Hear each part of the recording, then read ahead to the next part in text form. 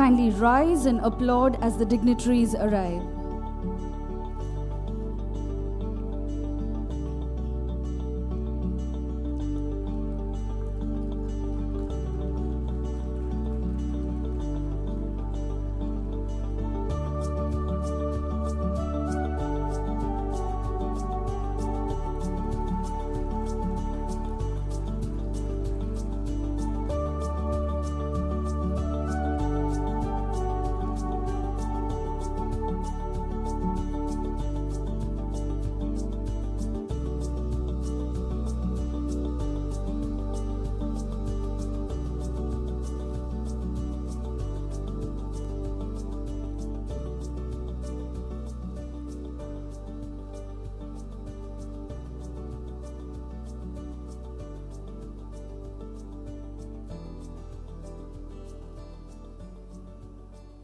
Please be seated.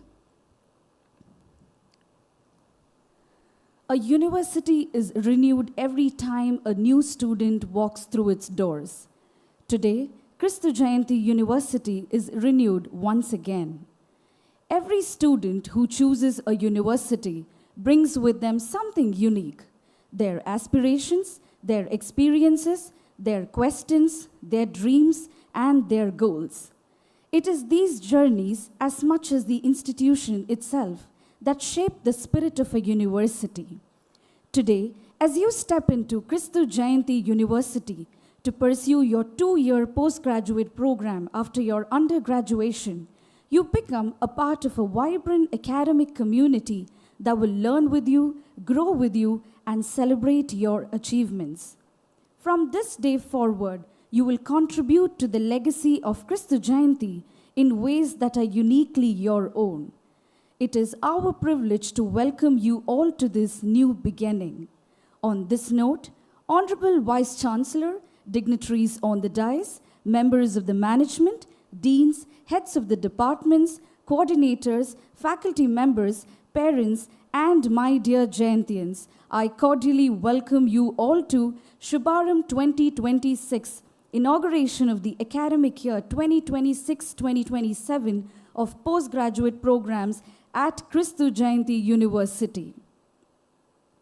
As we come together in unity to embark on this new journey, we seek the presence of the Lord Almighty.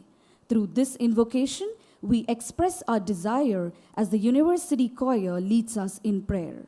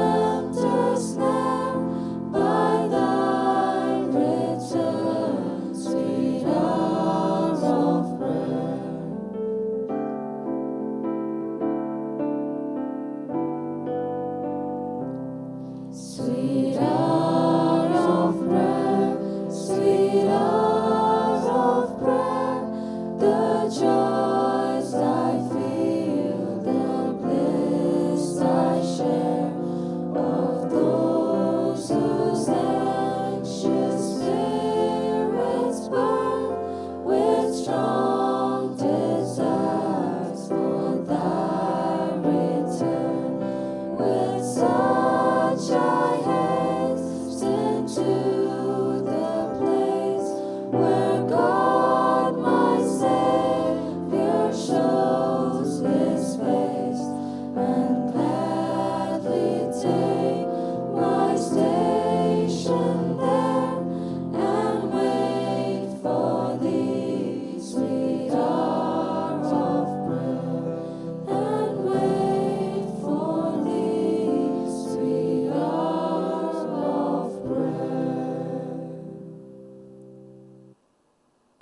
welcome is a heartfelt embrace of warmth and kindness. I now invite Dr. Gopakumar A.V., Dean, School of Humanities and Social Sciences, to welcome the gathering.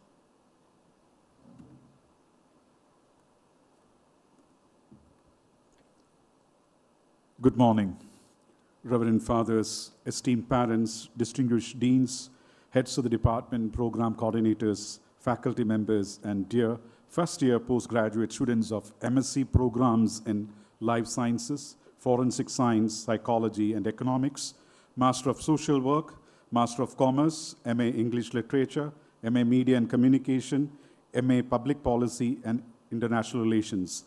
A very warm and heartfelt welcome to Shubh Aarambh, the inaugural gathering marking the commencement of your postgraduate journey at Kristu Jayanti University. As you take your first steps into postgraduate education at Kristu Jayanti University, you embark on a journey of discovery, innovation, and purposeful learning that will prepare you to excel in your chosen field. As members of a vibrant academic community committed to excellence, you will have abundant opportunities to expand your knowledge, cultivate critical thinking, engage in meaningful research, and develop the professional competence needed to make a positive impact on society. Guided by the university's core values of faith, integrity, dignity, and excellence, embrace every opportunity with curiosity, commitment, and confidence. Learn from your mentors, collaborate with your peers, and actively participate in the rich academic and campus life that awaits you. On behalf of the entire Kristu Jayanti University family, we extend a heartfelt welcome and wish each of you a rewarding, purposeful, and successful postgraduate journey. It's now my distinct honor and privilege to extend a warm welcome to the distinguished dignitaries who have joined us for this academic inauguration. First and foremost, it's my proud privilege to welcome our beloved Vice Chancellor, Reverend Father Dr. Augustine George. Under his visionary leadership, Kristu Jayanti University has emerged as a dynamic center of learning where academic excellence is enriched by a strong culture of research, technological innovation, inclusivity, and global engagement. His commitment to creating an environment that values diversity, nurtures talent from varied backgrounds, embraces emerging technologies, and promotes interdisciplinary learning has transformed the university into a vibrant academic community where every student is empowered to learn, innovate, and excel. Father, your inspiring leadership continues to shape the aspiration of our university community, and we are deeply honored and delighted to welcome you. It's my pleasure to extend a warm welcome to Reverend Father J.S. B. Thomas, our esteemed Chief Finance Officer. His wise financial leadership, thoughtful planning, and steadfast commitment have played a vital role in supporting the university's growth and turning its academic vision into reality. Through his dedication, foresight, and meticulous approach, he has helped build a strong and sustainable foundation that enables Kristu Jayanti University to continue its journey of excellence. Father, we are truly grateful for your valuable contribution, and we extend our heartfelt welcome. I extend a warm welcome to Reverend Father Marilal Joseph, the esteemed Director of Research. Through his visionary leadership, unwavering commitment to academic excellence, and dedicated efforts in promoting research and innovation, he has significantly strengthened the university's research culture. Father, it's an honor to have you with us today, and we extend our heartfelt welcome. With great pleasure, I extend a distinguished welcome to Dr. Aloysius Edward, Registrar of our university. As the chief custodian of the university's academic administration, he has demonstrated exemplary leadership, administrative acumen, and an unwavering commitment to institutional excellence, which have been instrumental in ensuring the efficient functioning and continued growth of our university. Professor, it's a privilege to have you with us, and we extend a warm welcome. I also have the honor of warmly welcoming Dr. Callistus Jude, Dean of Academics.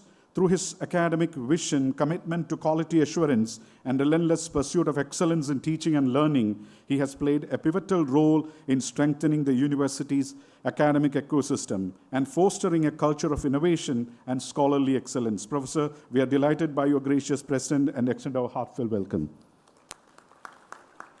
It gives me pleasure to warmly welcome Dr. Vijay Kumar R., Dean, the School of Commerce, Accounting and Finance, Dr. Vijayanand S., Dean of the School of Biological and Forensic Science, and Dr. Sevukapandian, Dean, School of Computational and Physical Sciences. Through their inspiring leadership, academic vision, and unwavering commitment to excellence, they have guided their schools to new heights and created enriching learning environments for students and faculty alike. Professors, we are truly delighted to have you with us today and extend a welcome to you all. I'm equally delighted to welcome the dedicated heads and program coordinators of our postgraduate departments. Your unwavering commitment, inspiring leadership, and relentless pursuit of academic excellence continue to shape the future of our students. We are honored by your presence and warmly welcome each one of you. A very special and heartfelt welcome to all the parents joining us online. Thank you for placing your trust and confidence in Christu Jayanti University. We deeply value the privilege of partnering with you in nurturing confident, compassionate, and responsible individuals who will make meaningful contribution to society. Finally, to our dear first-year postgraduate students, a warm welcome to Christu Jayanti University. As you begin this exciting new chapter, embrace every opportunity to learn, grow, and make most of your postgraduate journey in a great way. Thank you once again. Hearty welcome to Christu Jayanti University.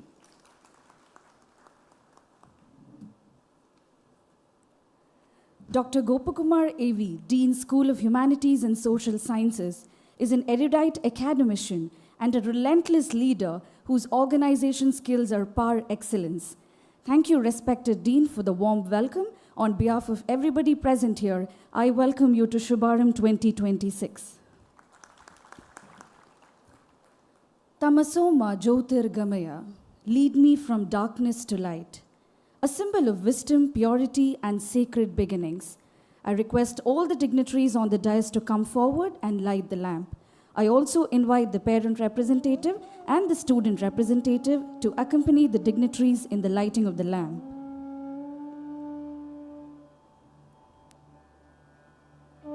Kindly rise for lighting the lamp.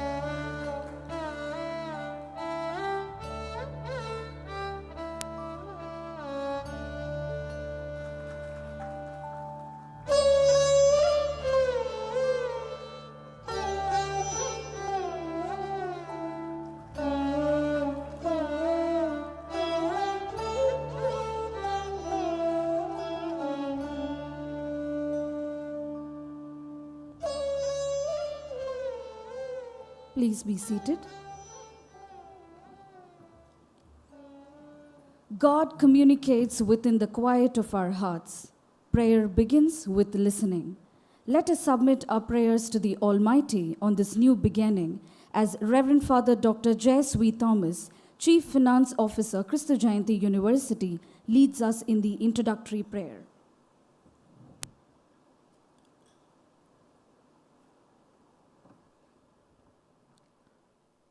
Loving and gracious God, the source of all wisdom and truth, we thank you for bringing us together as Christu Jayanti University community. Bless all our students, faculty members, administrative and supporting staff, parents, well-wishers gathered here today. Grant us the wisdom to seek the knowledge with humility, the courage to uphold what is right, the compassion to serve one another, and the strength to pursue the excellence with integrity. May this academic year be marked by learning that aligns in our minds, values that shape character, and friendships that build a community of peace, respect, and mutual understanding. We entrust this academic year into your loving care and ask for your blessings upon all of us. Amen.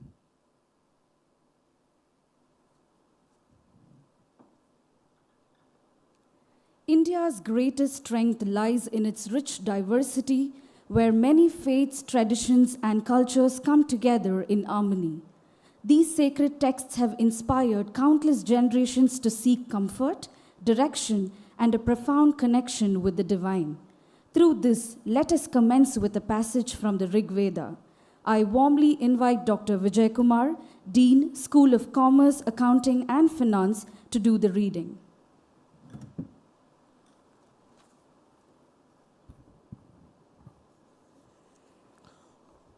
May noble thoughts come to us from every side, thoughts that are uplifting, truthful, and filled with wisdom. May wisdom guide our words, truth direct our actions, and compassion shape our relationships. May our learning benefit not only ourselves, but also our families, our communities, and the world. May our lives be dedicated to knowledge, service, harmony, and peace. May our thoughts be noble, our action righteous, and our hearts filled with gratitude. May peace dwell within us, peace surround us, and peace prevail in the world.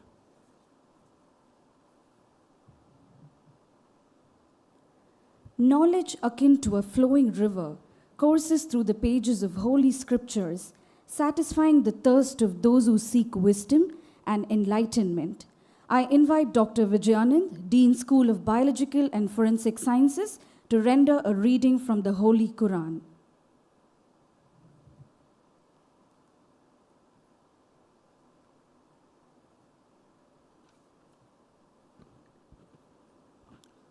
Recite in the name of your Lord, who created man from a clinging clot. Recite, and your Lord is the most generous, who taught by the pen, taught man that which he knew not. He grants wisdom to whom he wills, and whoever has been granted wisdom has not certainly been granted much good, and none will remember except those of understanding.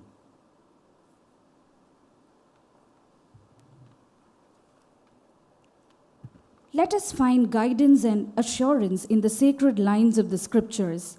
I request Dr. Callistus Jude, Dean of Academics, to read the selection from the Holy Bible.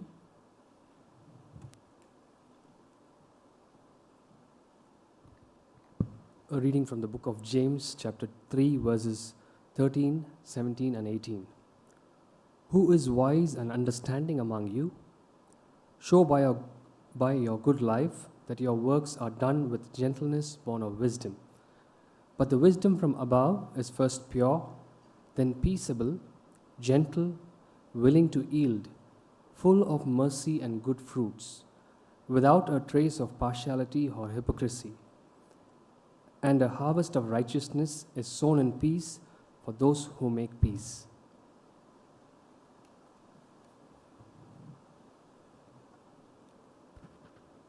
Guided by the hand of grace, teachers kindle the flame of curiosity in every heart, lighting the way to a world where knowledge and hope intertwine. I now invite Dr. Aloysius Edward, Registrar, to extend his blissful prayer for the teaching community of Kristu Jayanti University.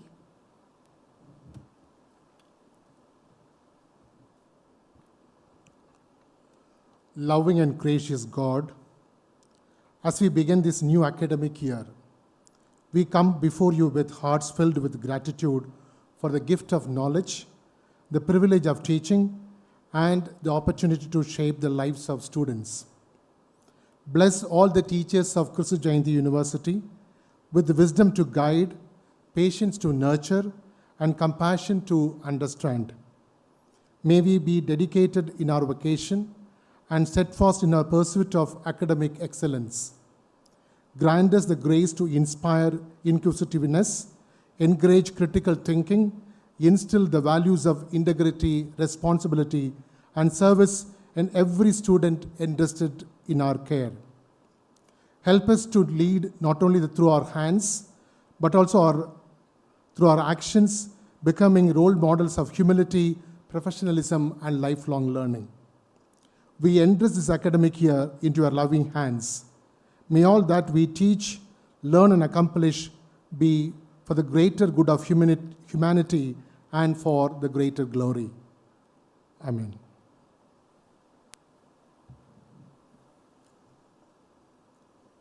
In the garden of progress, students are the seeds of promise, growing into magnificent blooms of innovation and change through their dreams and dedication. Let us join our hands as Christina leads us in the student prayer for an enriching academic journey.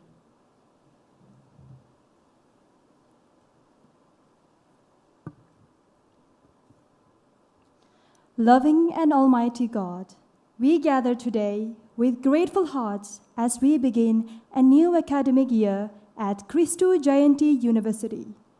We thank you for the gift of life, the opportunity to learn, and for bringing us together as one academic family. As we embark on this academic journey, help us to uphold the values of faith, integrity, dignity, and excellence. Strengthen us to build a campus community that celebrates diversity, fosters mutual respect, and serves with love and compassion. Protect us throughout this academic year. Grant us good health, strength in times of challenge, humility in success, resilience in failure, and the wisdom to learn from every experience. May this academic year be filled with purpose, meaningful achievements, lasting friendships, and opportunities to serve humanity with love and dedication.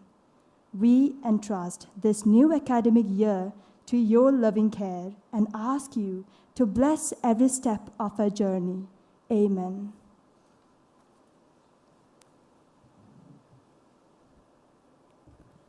Intercessory prayer connects our deepest hopes to the divine. In these moments of sacred communion, we find solace, strength, and the assurance that our prayers are heard and answered by a benevolent and loving Creator.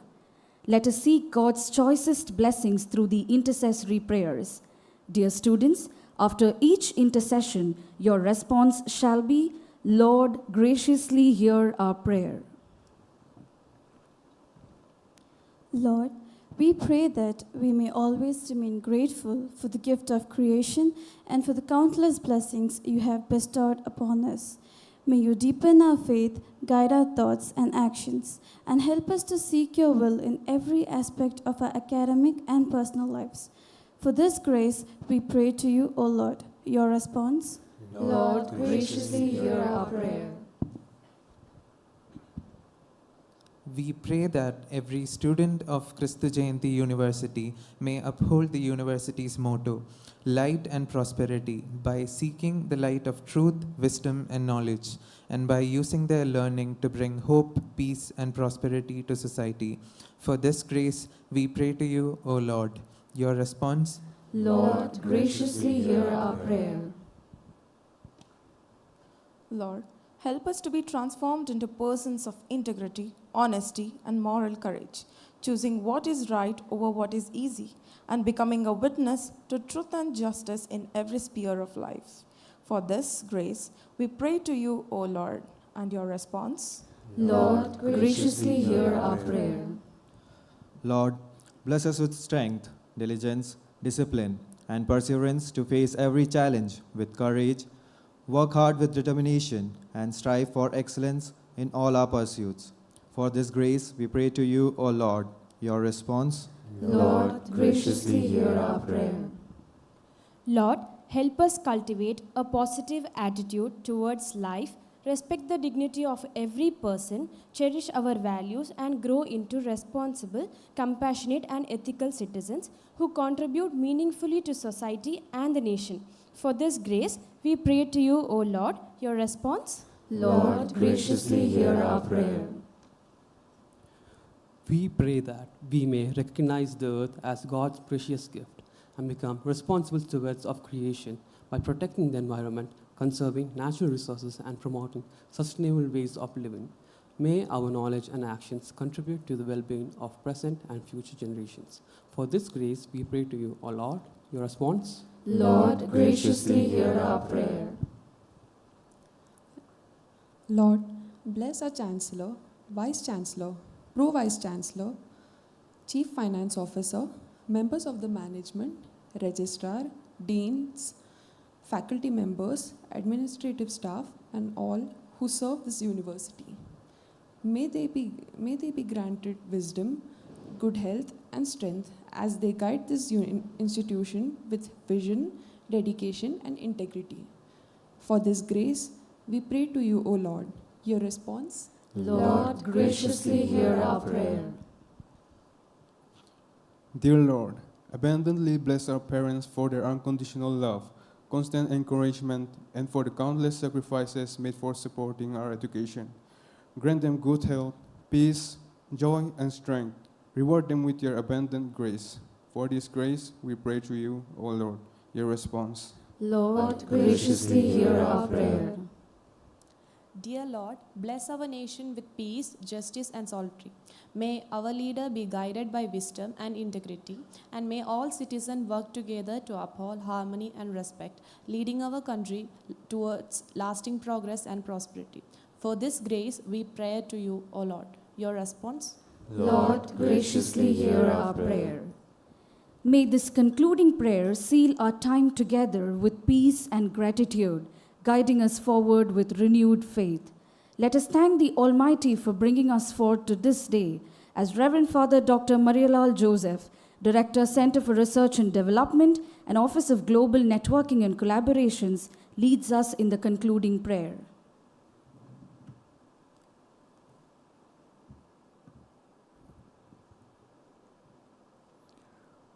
O Lord, as we conclude this time of blessing, may wisdom guide our thoughts, integrity shape our actions, and compassion inspire our relationships. May this academic year be filled with integrity, purpose, and excellence.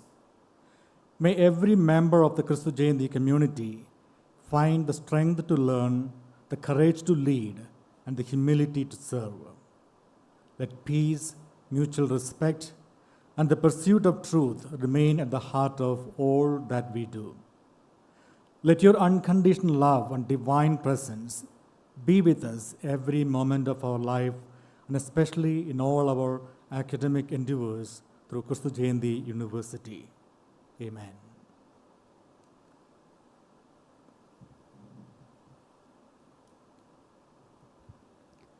The story of Christu Jayanti University has been one of steady growth and purposeful leadership. At the heart of this journey is our Honorable Vice Chancellor, Reverend Father Dr. Augustine George, CMI, whose profound knowledge of higher education and exceptional understanding of every facet of the higher education landscape have helped shape the university's identity as one of the most reputed higher education institutions in our country. It's with great honor and admiration that I cordially invite our Honorable Vice Chancellor to deliver the inaugural address.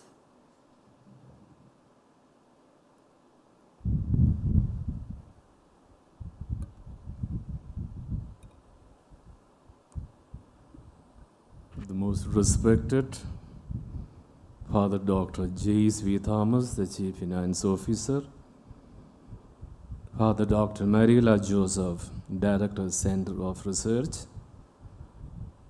Dr. Aloysius Edward, the Registrar, Dr. Khalisa Jude, the Dean of Academics of the University, Dr. Gopakumar A.V., Dean, School of Humanities and Social Science, Dr. Vijay Kumar, the Dean, School of Commerce, Accounting and Finance, Dr. Sevaka Pandian, Dean, School of Computational and Physical Science, Dr. Vijayanand S., Dean, School of Biological and Forensic Sciences, most distinguished heads of the department, coordinators and faculty members, the loving parents and my dear students.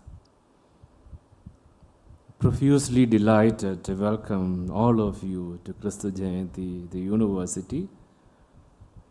I hope you are in good state of health and the best of spirit with the blessings of the Almighty. When I entered this auditorium, I feel a lot of energy. Looking at you, I see you look so relaxed. At the same time, you're excited. Some of you are with a little bit of apprehension as well. But you are going to start a new chapter in your life through your postgraduate program for a successful career and a beautiful life.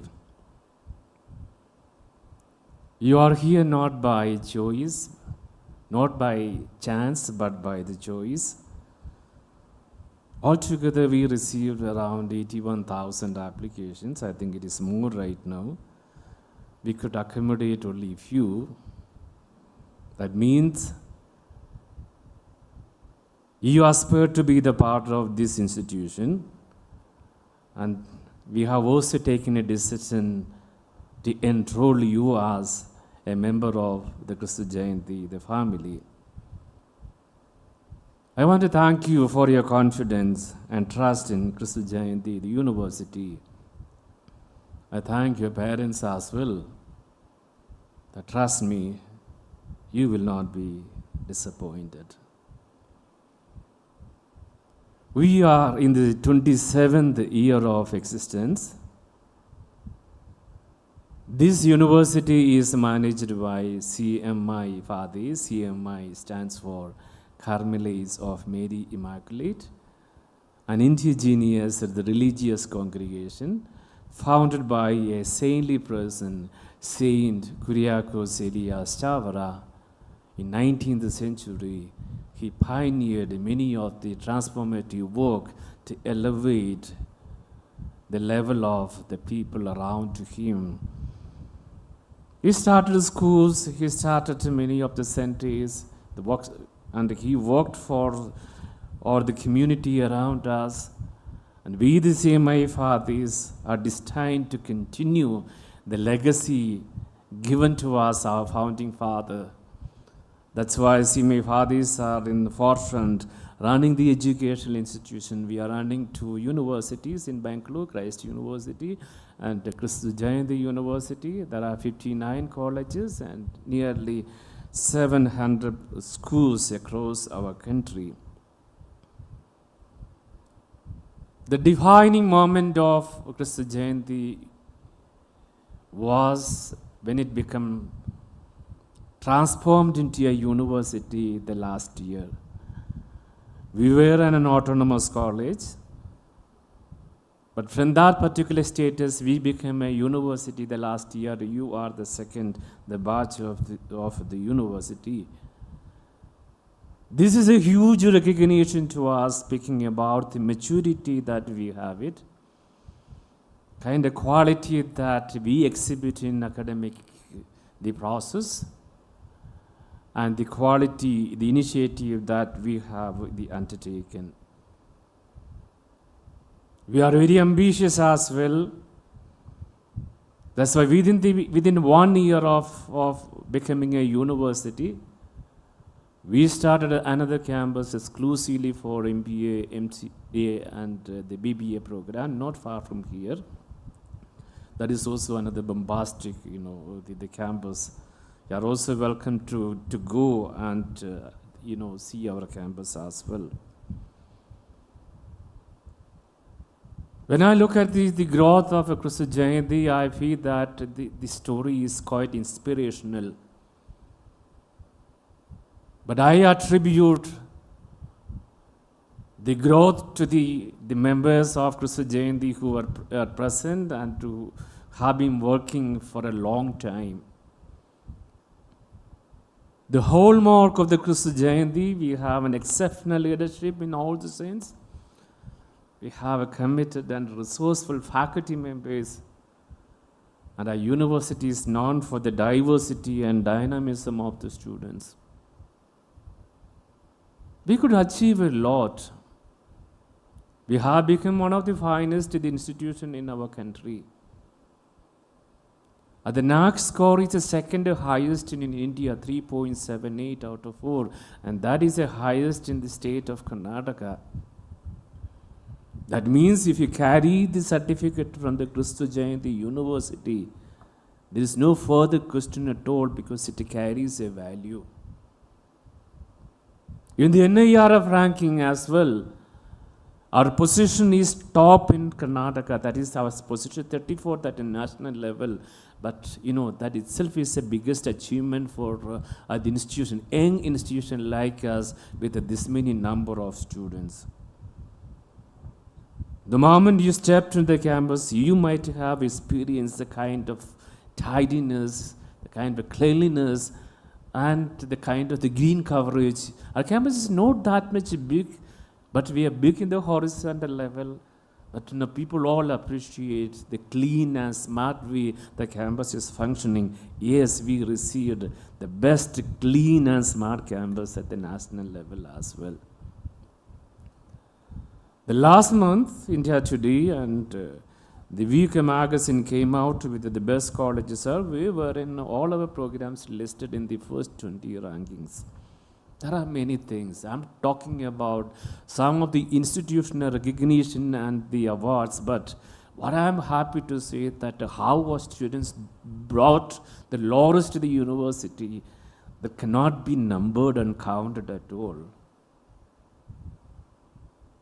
We have the student community from all the states, all the 28 states, all the 8 union territories, all the GCC countries, and as of now, we have a student from the 22 countries. It is a mini India in all the sense. We have to celebrate that diversity. We have to respect the differences. We have to understand the culture of our India by being here in this mini campus, the Christu Jayanti, the campus. The total number of students in both campuses exceeds 18,000.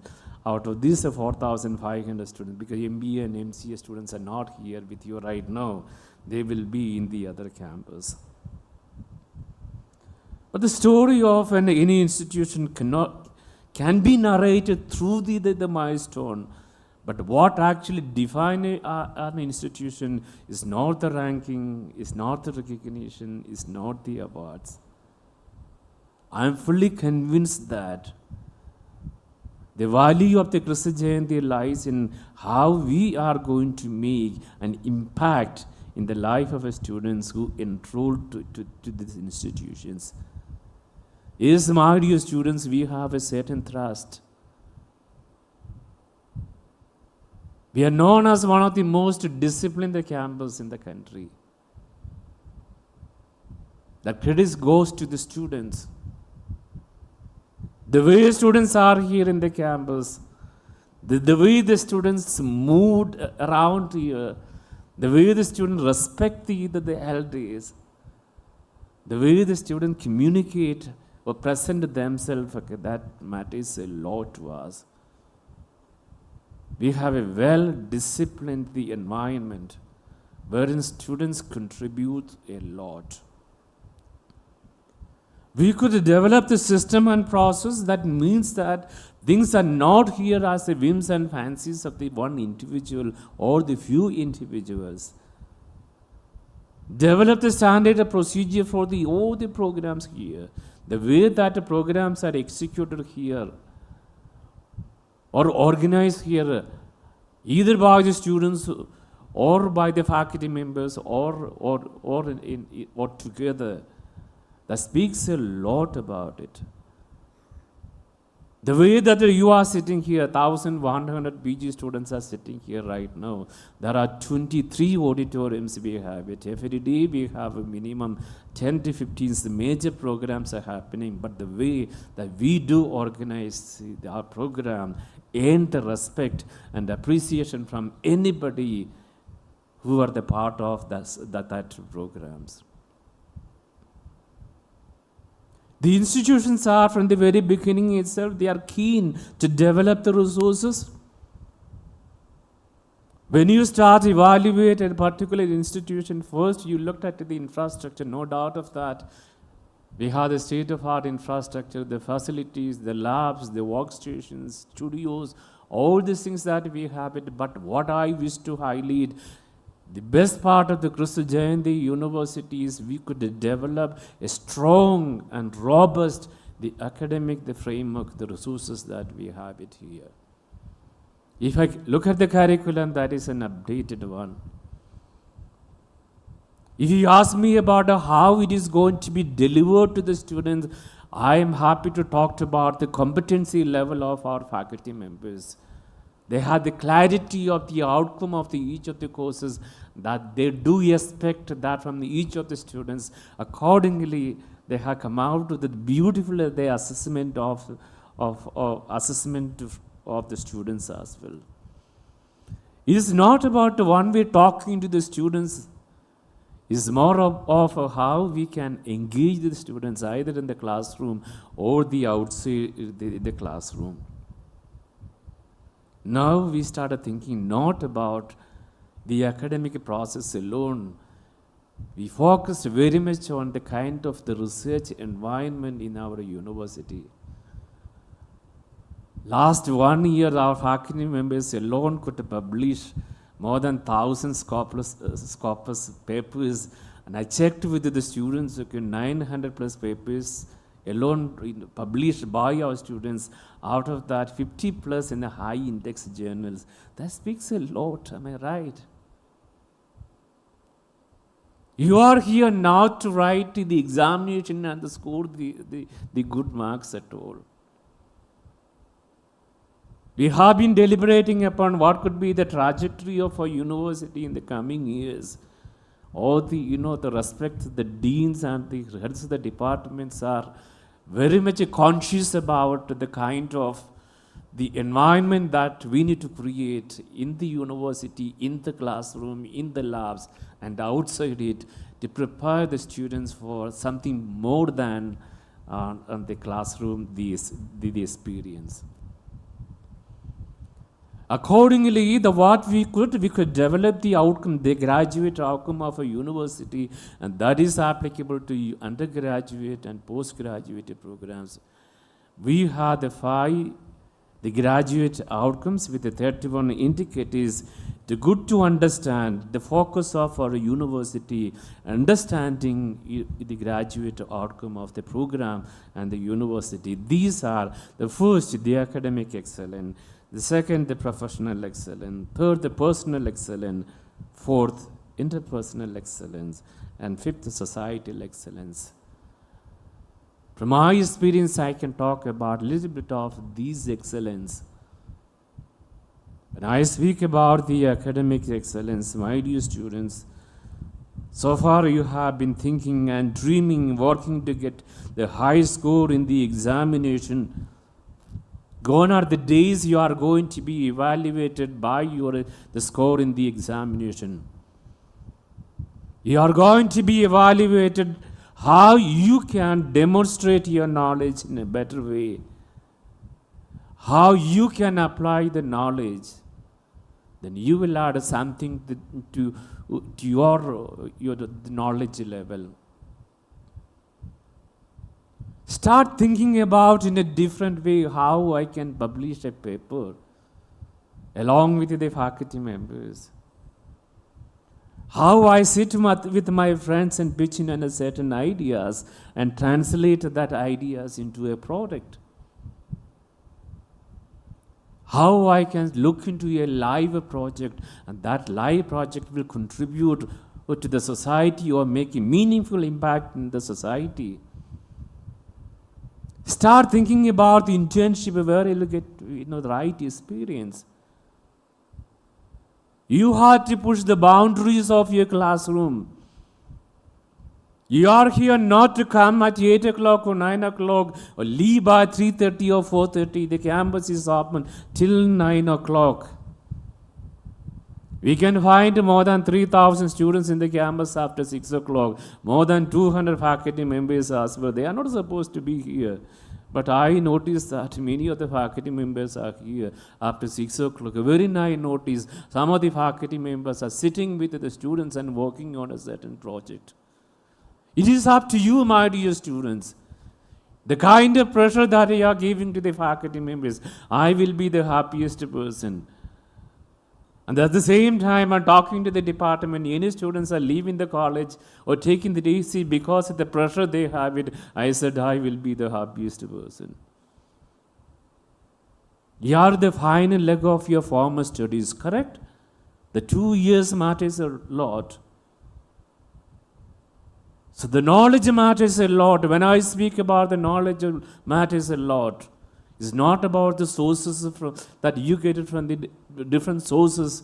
It's not about the lecturing. It's not about the reading, but more about how you become the knowledge as a personalized one. And that is your knowledge. The academic excellence, I have these definition mark, my dear students. The second thing is a professional excellence. It speaks to you is something different. It's a knowledge alone is not enough. We hear this scary news every day. How many people are getting fired from a company?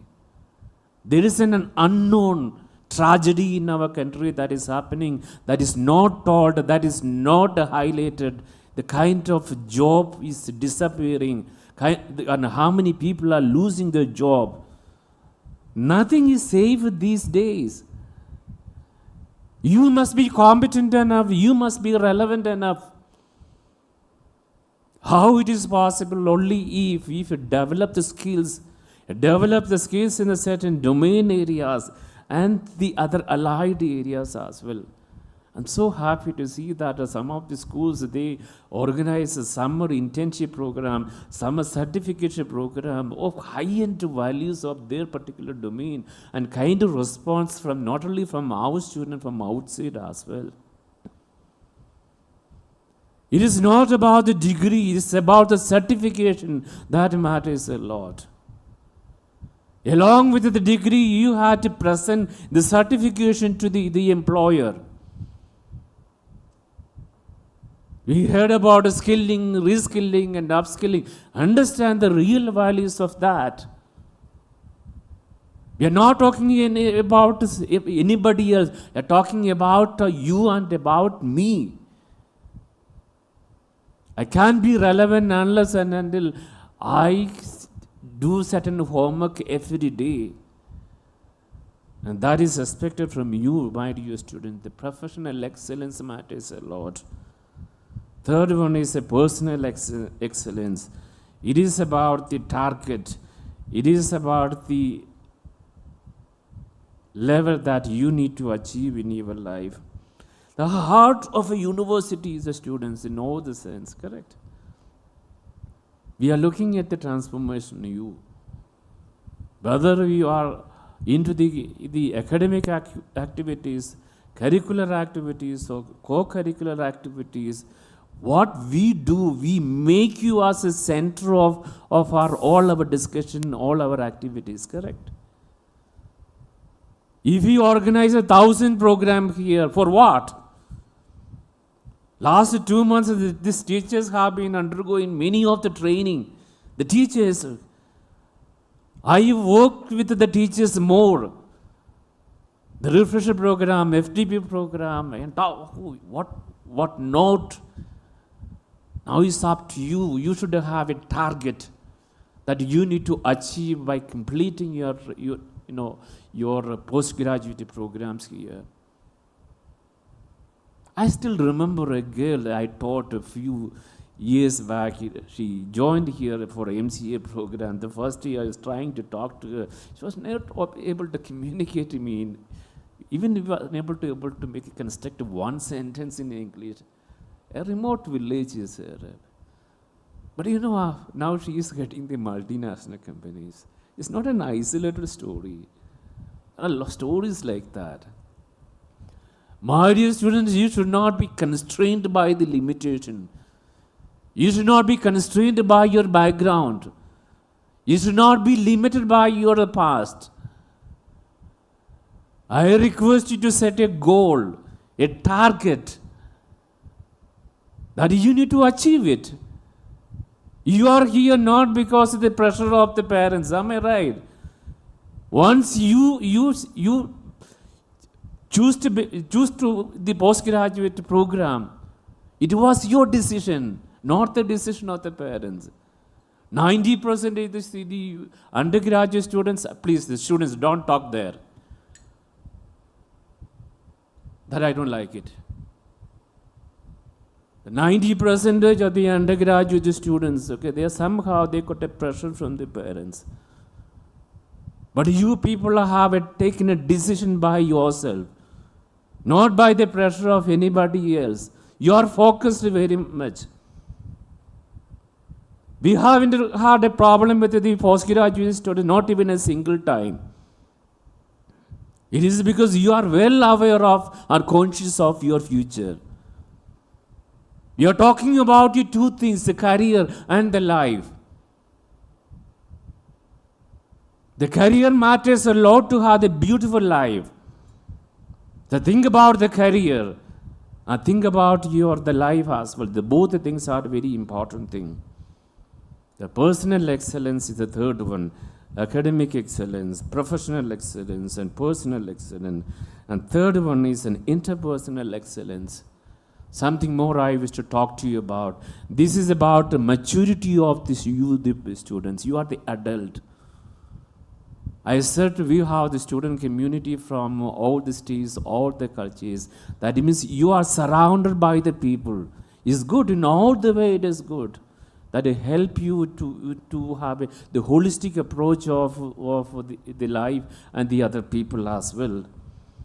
But here I wish to talk to you about exercise the discernment to choose your friends.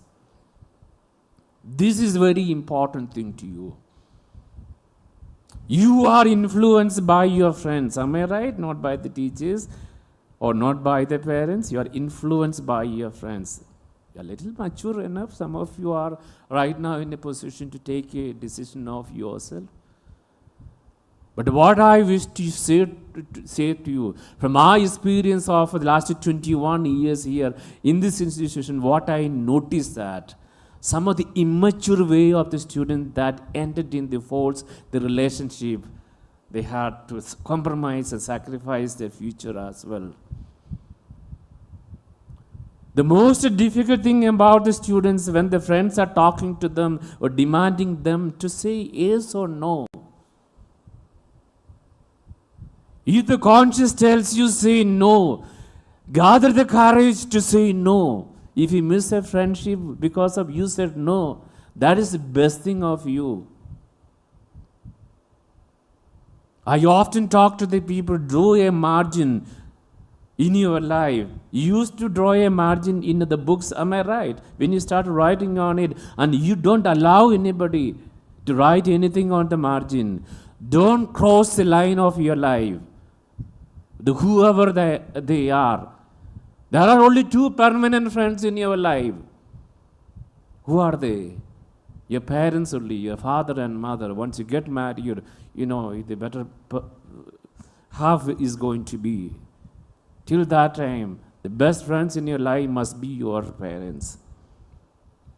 The interpersonal, the excellence I'm talking to you, with that much stress upon you as a postgraduate student, your age matters a lot.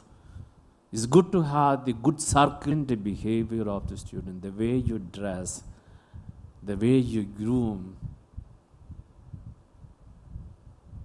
and the way that you talk, the way that you move. all these things matters a lot. The my dear student, that is the best part of our university. It is a little difficult for you. In all the sense, we do understand. But we are not going to change that. Don't come to us with an exception as well. We look at you as a students only.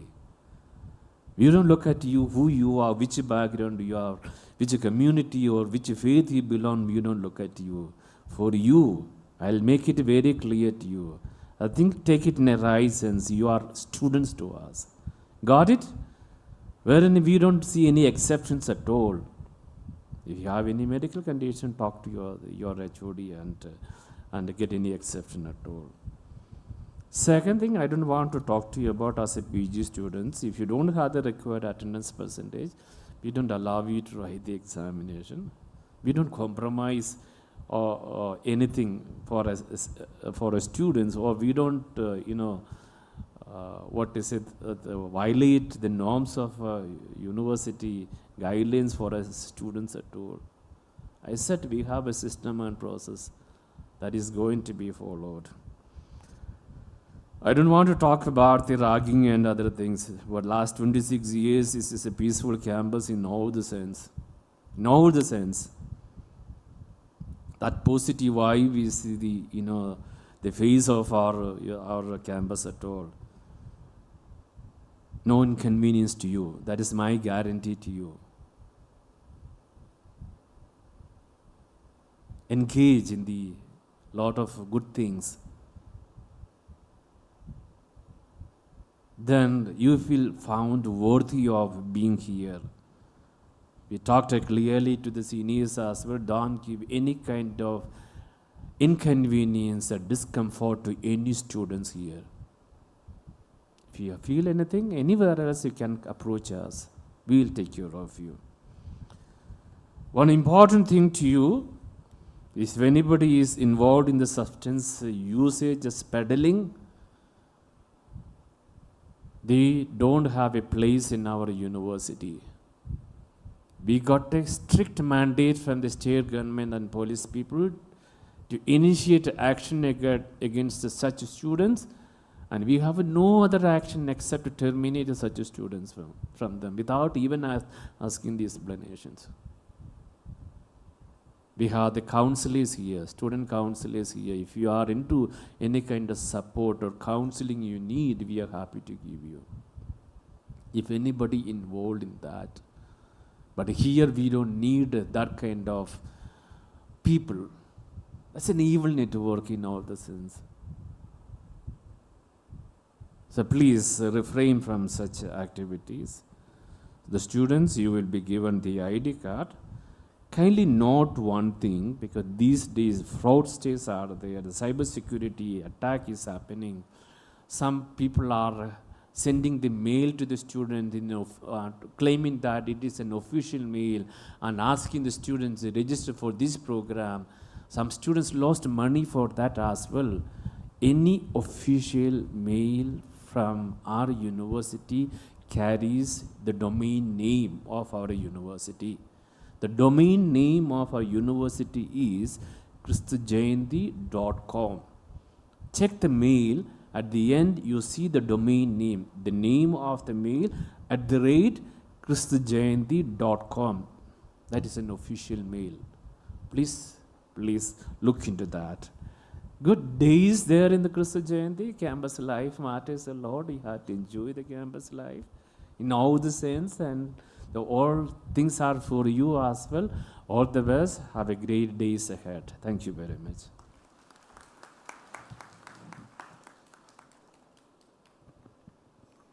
As we tread the path towards progress and distinction, may the wisdom and insights you have graciously imparted serve as a guiding force to lead us forward. Thank you, Father, for your words of enlightenment and motivation. Over the next 2 years, say yes to opportunities that surprise you, conversations that challenge you, and experiences that help you grow in ways you never expected. Learn with an open mind. Build friendships that last. Seek guidance whenever you need it. Create innovations through impactful research. and make this journey truly your own. Kristu Jayanti family will be here to support, guide, and believe in you. All the very best to all of you. As we come to the end of the inaugural ceremony, let us echo the spirit of light and prosperity in the year ahead. Kindly rise for the university anthem.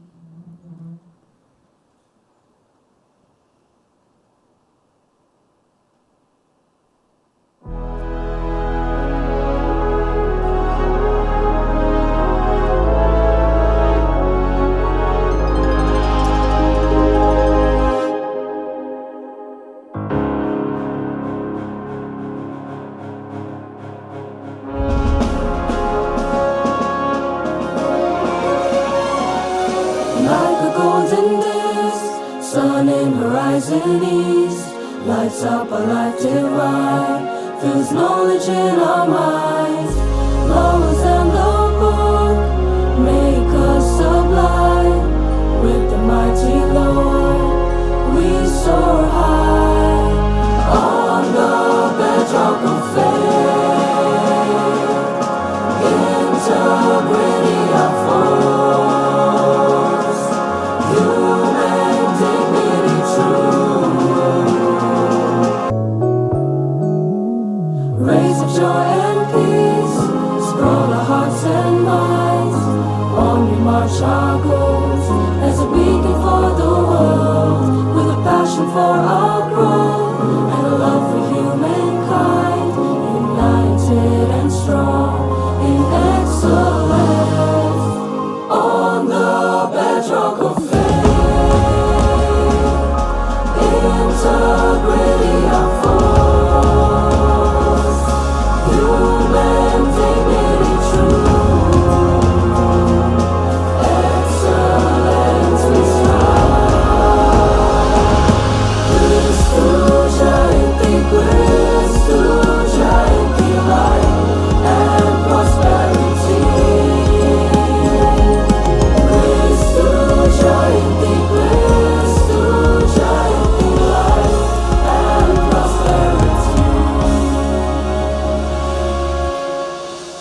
Please remain standing as the dignitaries take leave.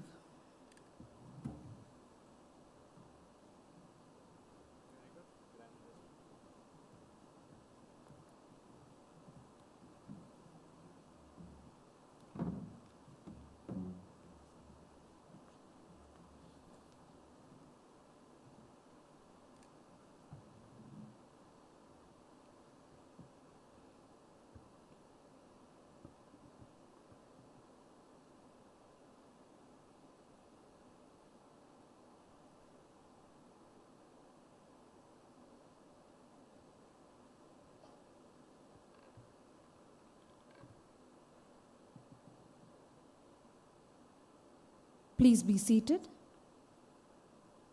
With this, we come to the end of the inaugural session. With this, we shall continue with the orientation session. Thank you.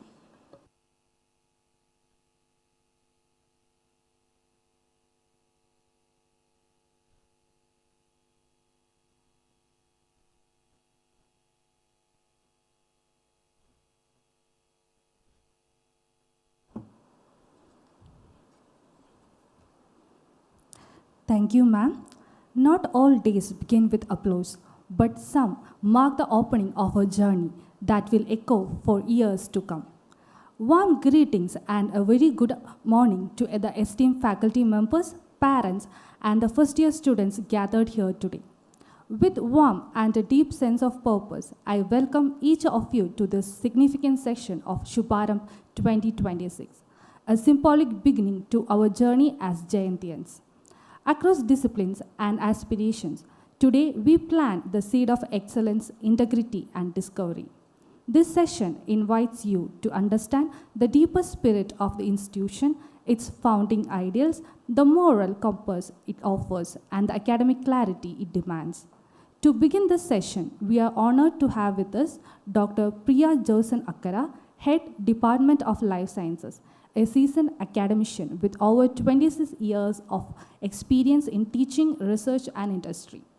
A University Gold Medalist in chemistry and biochemistry, She has made notable contributions in the field of biochemistry and is a passionate advocate of environmental sustainability. She has served as a coordinator of the Center for Environment and Sustainability and is a proud recipient of the Lilavati Award for her work in women empowerment through environment, sanitation, and hygiene. Today, Dr. Priya will orient us on the CMA Congregation's educational vision and the Jayantian Code of Conduct, the value and principle that form the very foundation of Christu Jayanti deemed to be university. Through this session, our students will gain a deeper understanding of the university's vision, culture, discipline, and expectations, enabling them to begin their journey as a responsible, respectful, and value-driven Jayantians. Ma'am, we are delighted to have you today with us. I now hand over the session to you.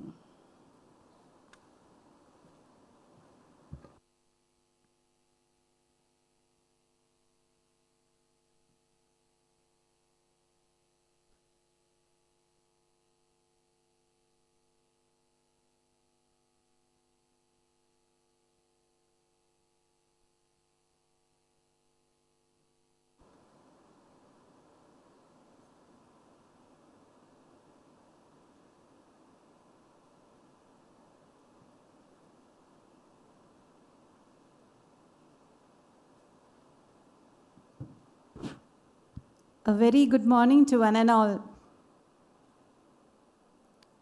Are you sleeping? You have to stay awake, okay? So this is the starting of your PG program.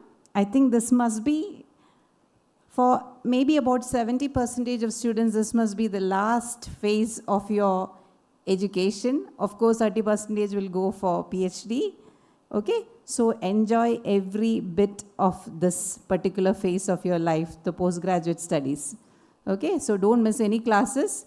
Later, when you are starting to work, we have seen students coming back and telling, oh my ma'am, we are missing the college days or they're missing the university days. So you are in the last lap. So please see that, you enjoy every bit, grab the opportunities, and wish you all the very best. Before we start, let us all clap for each other. Yes. Why did you clap for each other? Because you are one among the few, as our Vice Chancellor said, right? You are one among the very few who got selected in our university. There were thousands of applications, but you got selected because you are something special, right? You are unique in some way or the other, right? So that's the reason why you have clapped for yourself. With that positive note, let me start with the orientation program on CMI Vision and Jayantian Code of Conduct. Now, you should be aware as to which congregation runs the Christu Jayanti University, okay? So Christu Jayanti University is run by the CMI Congregation of Fathers, okay? So what does CMI stands for? CMI stands for Carmelites of Mary Immaculate. And this was founded by Saint Kuriakose Elias Chavra, who lived in the 19th century. So Christu Jayanti deemed to be university is an embodiment of the educational legacy of CMI congregation.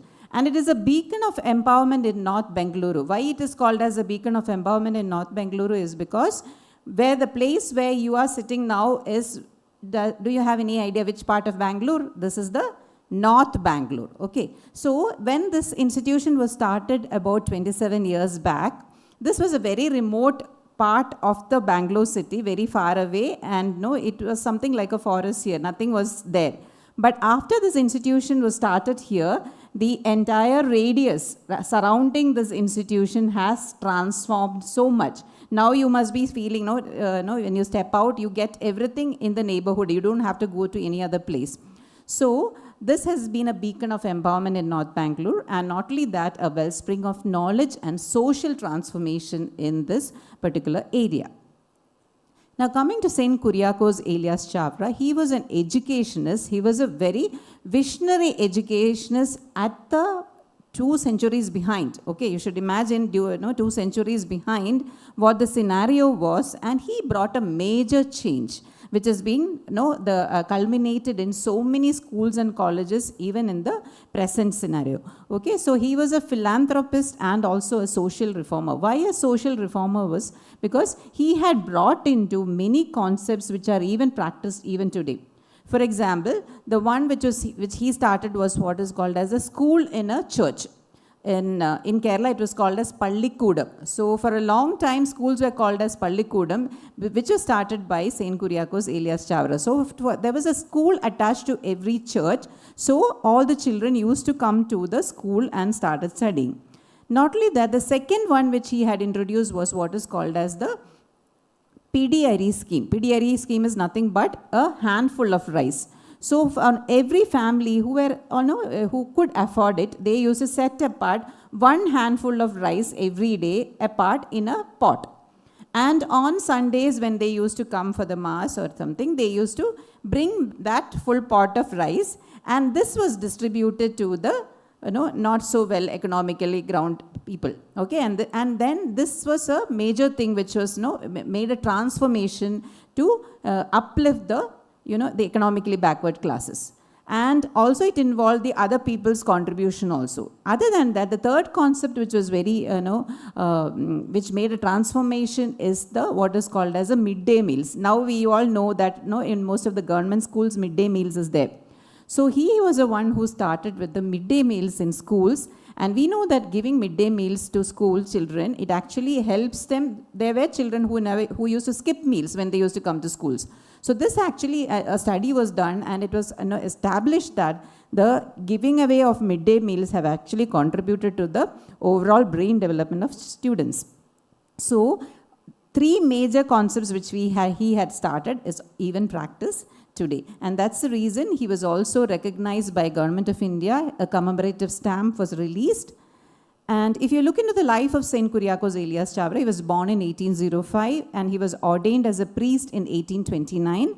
He founded the first indigenous religious congregation for men in 1831 and started the first Catholic Sanskrit school.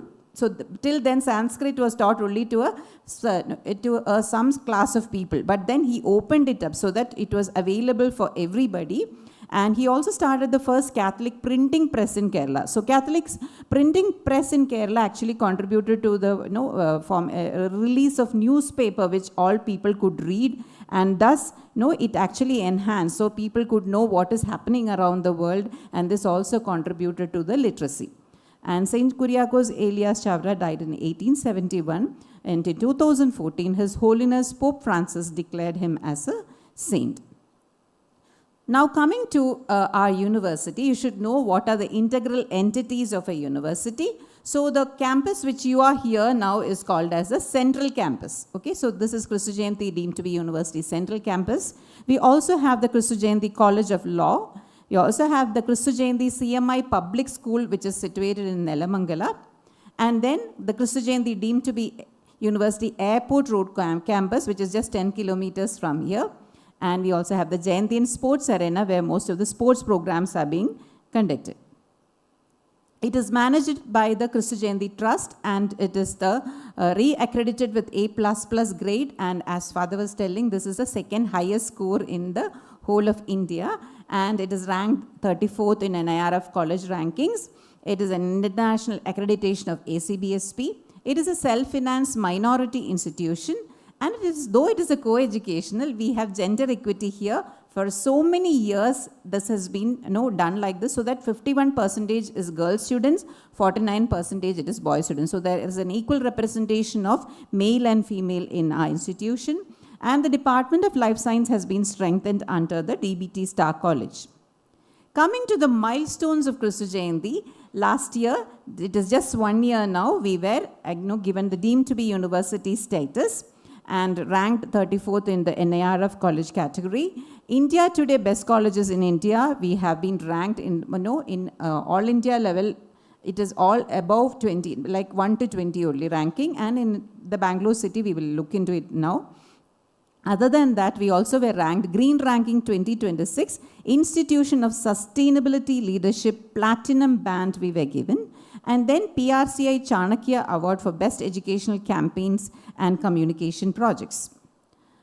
Now, this is the one which I was telling. India Today MDRA Survey 2026 highlights, we have been ranked as the top 10 emerging colleges since 2000. First rank in commerce, first rank in science, second rank in arts, second rank in social work, and 10th rank in BBA. And these are the other rankings in the Bangalore city. Other milestones which is of very importance is we have been given as a United Nations Academic Impact Hub. You must be familiar with the Sustainable Development Goals, 17 Sustainable Development Goals, out of which our college was the only or second institution in whole of Southeast Asia to be given this United Nations Academic Impact Hub for Goal 1 poverty from 2018 to 2021, 2021 to 2024, and now 2025 to 27 for Goal 10.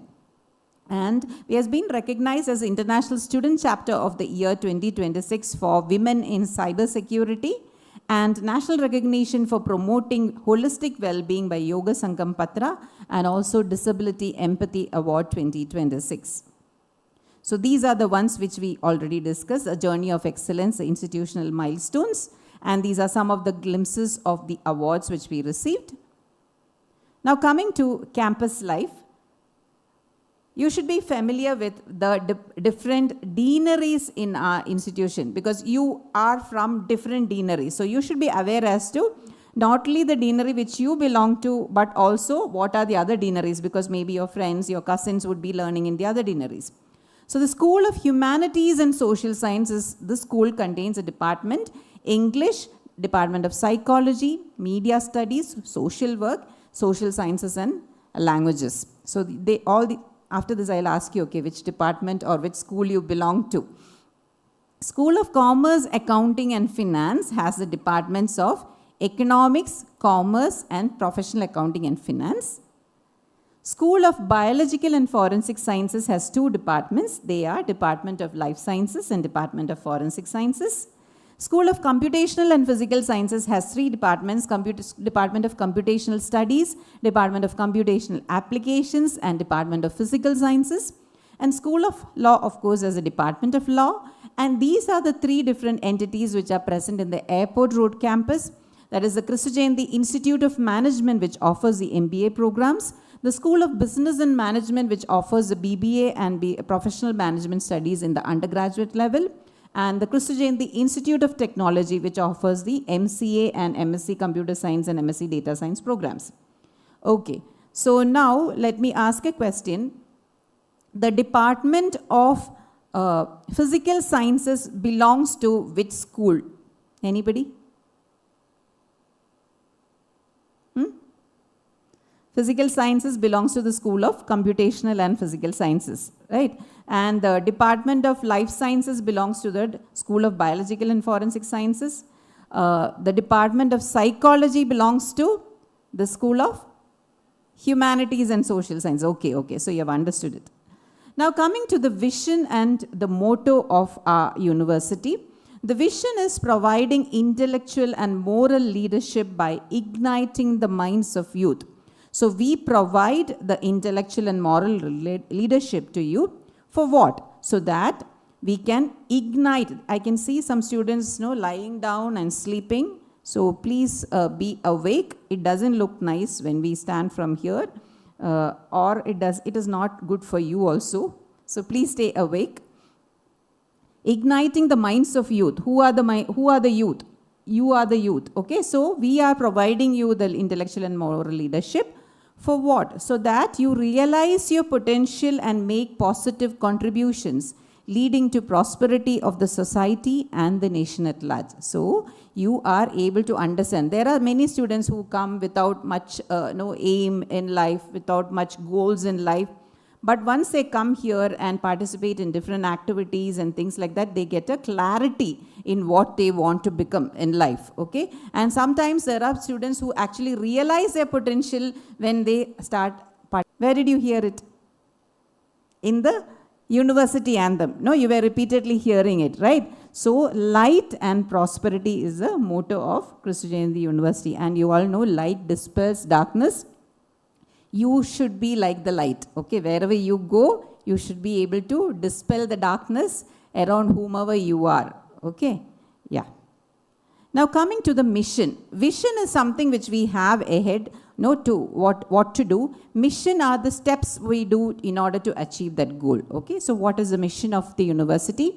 Educational opportunities to all aspiring youth to excel in life. So we are providing the educational opportunities only to aspiring youth. Means you should aspire for it, right? Only then you can excel in life.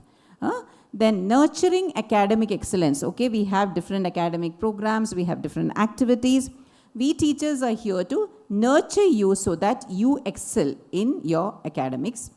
Third is fostering values. As our Vice Chancellor was telling, Christu Jayanti is known for its values. The students who get recruited with our employers, the feedback which we get from our employers are, the students from Christu Jayanti are different, their attitude is different, their values are different.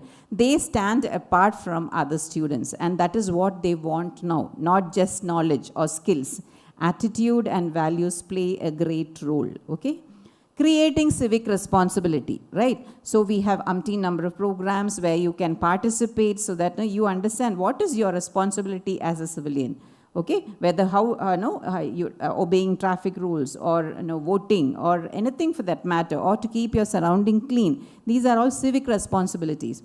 Inculcating environmental concern. This is the need of the hour because we are facing climate change, we are facing pollution everywhere.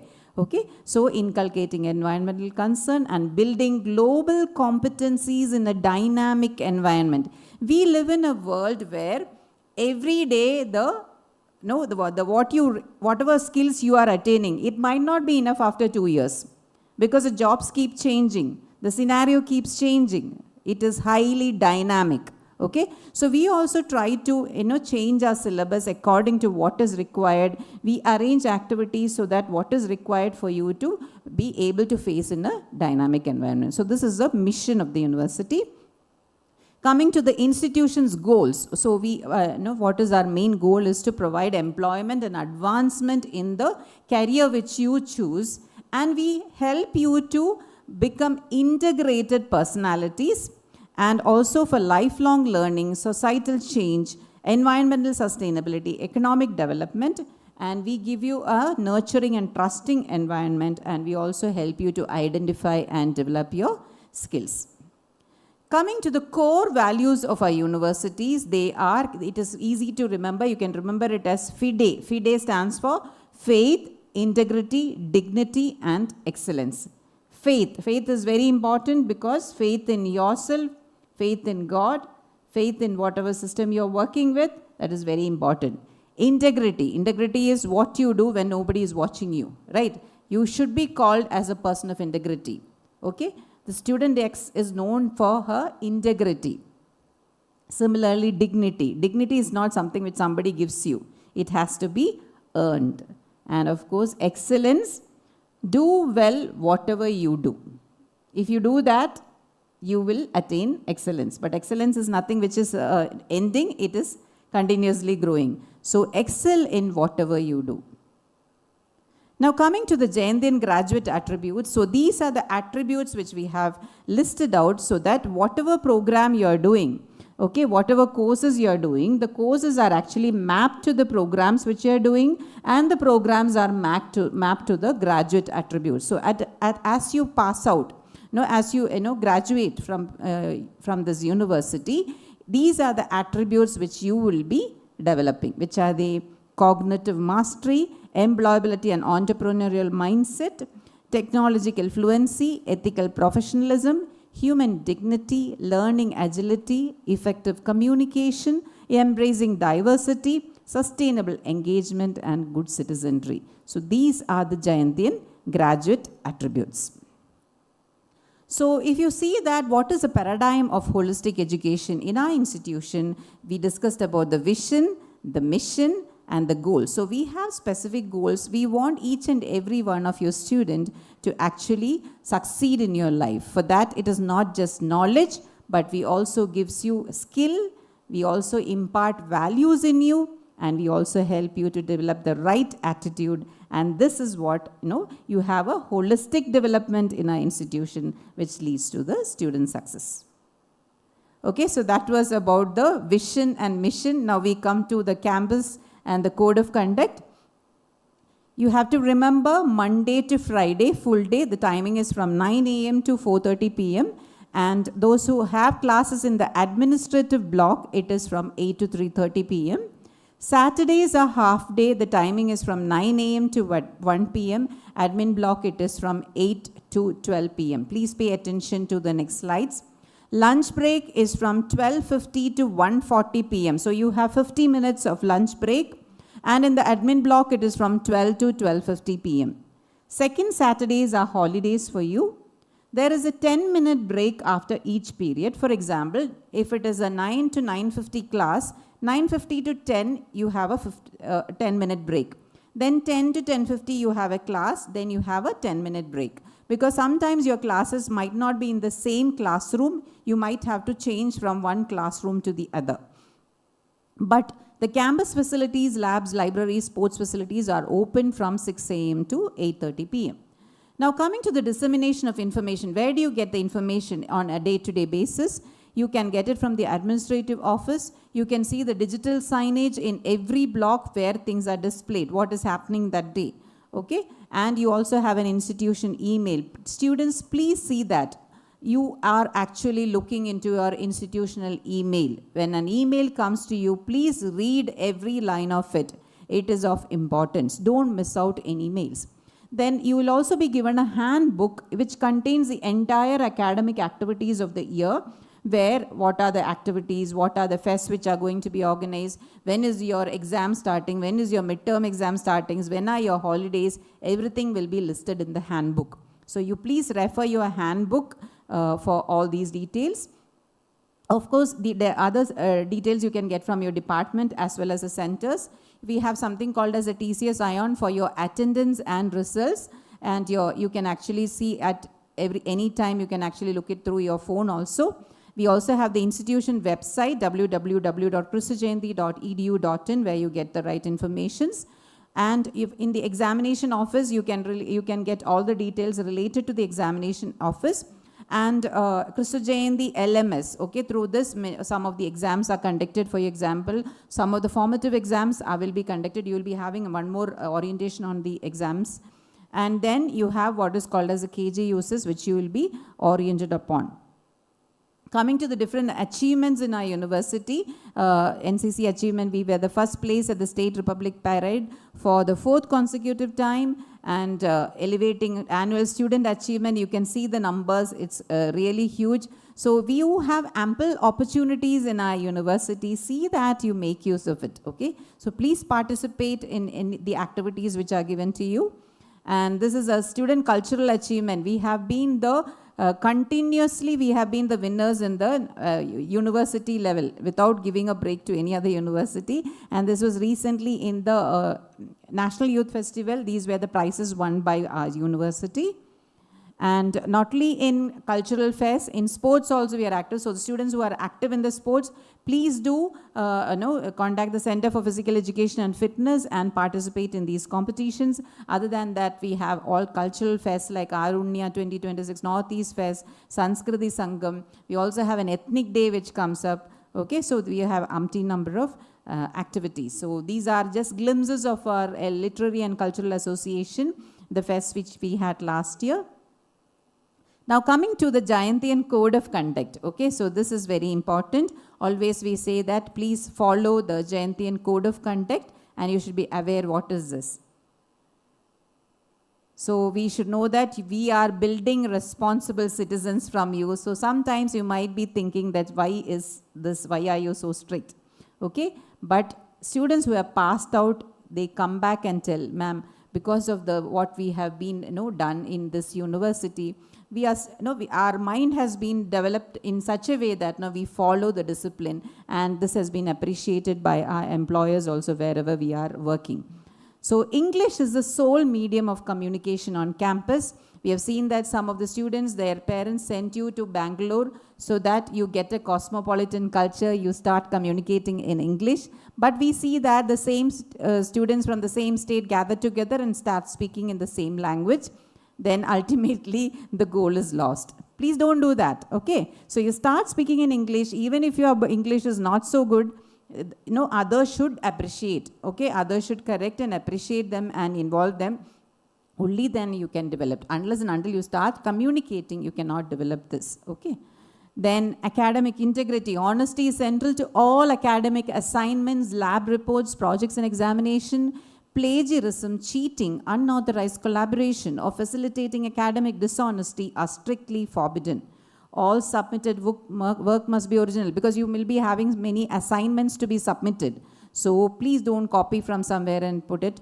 Proper citations and acknowledgements of sources are mandatory for research, dissertations, and presentations. And students must refrain from complete dependence on AI tools, as it turns academics into imitation and erodes original thinking. Okay, so because we know that AI has, is fully into our lives nowadays, so nowhere to limit. Decorum and discipline must be maintained at all times, both within and outside the campus. Actions detrimental to the order and discipline of the university will result in immediate expulsion. Distribution of leaflets, brochures, or any promotional propaganda material without official permission is strictly barred. Complete silence must be observed in corridors and the quadrangle during class hours. Loitering is prohibited.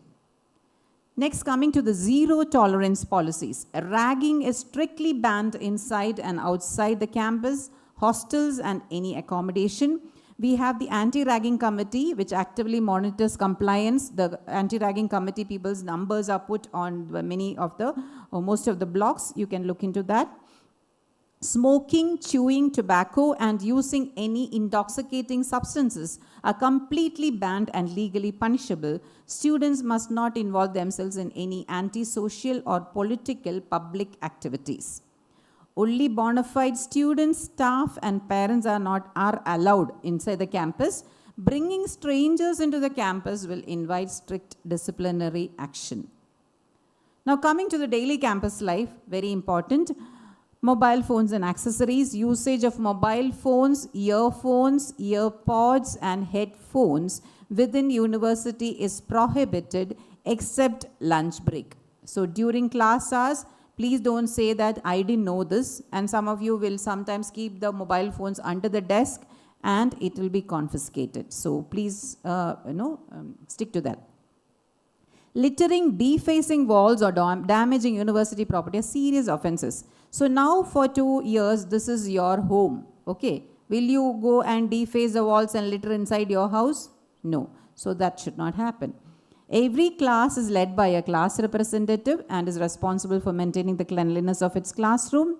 And boys and girls must conduct themselves with dignity, courtesy, and propriety, promoting the dignity of every individual peer as well as staff members. Okay, you're all postgraduate students, you are like that, but just a reminder. Now coming to attendance and leave guidelines, this is very important. Attendance is recorded separately for each period and not for a day, okay? Including current affairs, club activities, or you might be having skill enrichment program, academic enrichment program. It will be different for each department, and co-curricular sessions. Just because of, you must be thinking it was a club activity, I didn't attend. But the total attendance is recorded every hour. Leave form must be submitted within 2 days of rejoining. If you are taking a leave, don't delay it and submit the leave letter after 1 week. Okay, it should be within 2 days. It requires signatures from the parent or guardian or warden, verification by the class animator, and HOD recommendation, and then you have to submit it. Leave applications are only accepted if the physical, this is important, okay? If you are not having even 75% attendance, even your medical leave will not be taken care of. Are you understanding? This shows that you are continuously a person who takes leave. So, leave applications are only accepted if the physical attendance is above 75% and the reason is genuine. Short absence, missing up to 3 continuous classes, requires permission from the HOD and class animator before attending the next class. So whenever you are having a fever or you are not well, please inform your class animator. Don't absent yourself without informing the class animator.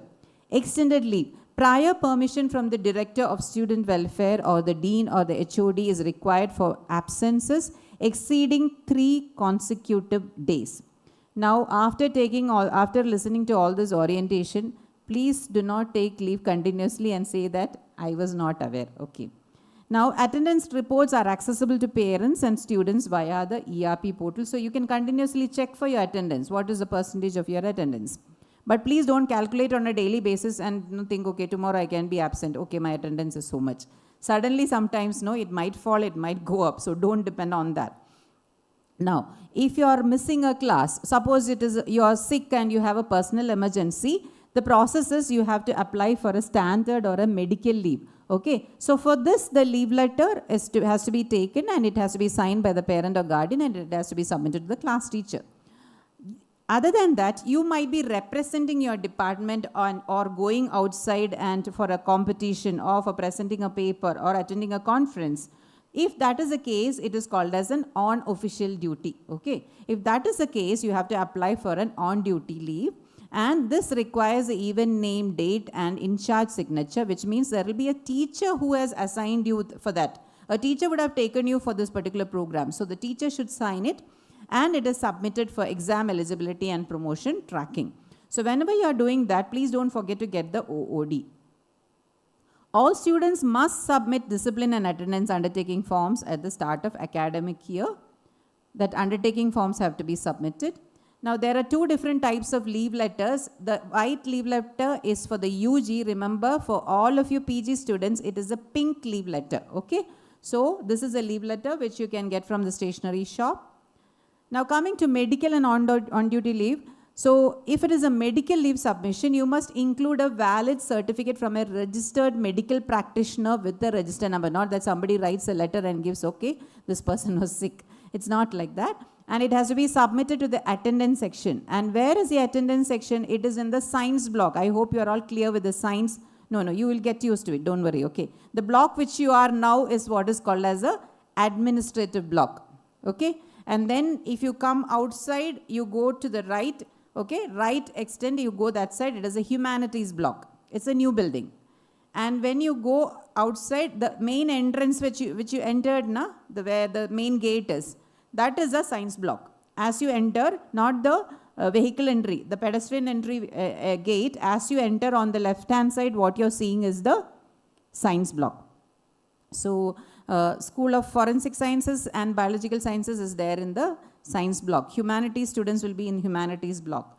Okay. Now, if it is an OOD, it is a mandatory approval from the Vice Chancellor or Pro-Vice Chancellor or Dean or HOD or the club coordinator is required before participating. So, sometimes what happens, your friends would have sent you something. There is a conference happening.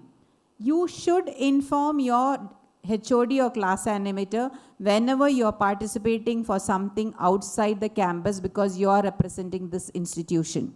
You cannot just take a leave and go and participate. This is very important. Okay.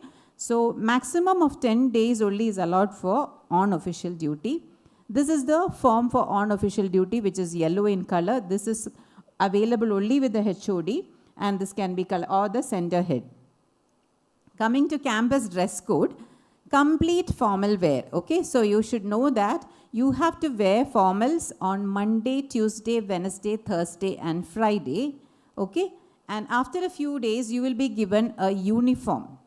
This uniform color will be different for different departments. Are you following? Okay, and the department will tell you which is the uniform day. On that day, you have to come in uniform. For example, the Department of Life Sciences, which I belong to, the Monday is the uniform day when they have to wear the uniform. Other than that, Monday, Tuesday, Wednesday, Thursday, and Friday, you have to come in formals. Okay, and boys, it is either uniform or formals, but you should wear a full sleeve shirt, formal trousers, tie, formal shoes. It can be a black or a brown shoe. Don't wear sports shoes and come. Okay, you can wear it on Saturday. Girls, it's either the uniform or a western complete formals with a full sleeve shirt, a formal trousers, tie, and a formal shoes. Here too, don't wear a sports shoes. Traditional salwar suit with a shawl or a jacket or a sweater, because Bangalore we have weather differences. Traditional sari you can wear, but it's cumbersome for you on a day-to-day basis, but when we have functions you can wear it, and a full-length blouse. What is not permissible is here. Students, listen, this is the things which is no, strict no, okay? Skirts, all types of skirts, whether it is a very long skirt also no. Short gowns, no. Sleeveless shirts, tops, t-shirts and blouses. Crop tops, camisole corset, tracksuits, cargos, capris. Tattooing is not allowed. Unnatural coloring of hair or streaks, you will be asked to go and change the color of your hair. Shorts, 3/4 pants, tights, short kurtis and pants shorter than the ankle length on formal days.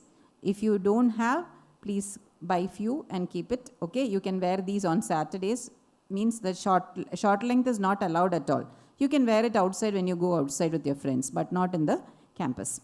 Piercing of eyebrows means unwanted places. No, girls can pierce your ears and not in any other places. Not permissible for boys.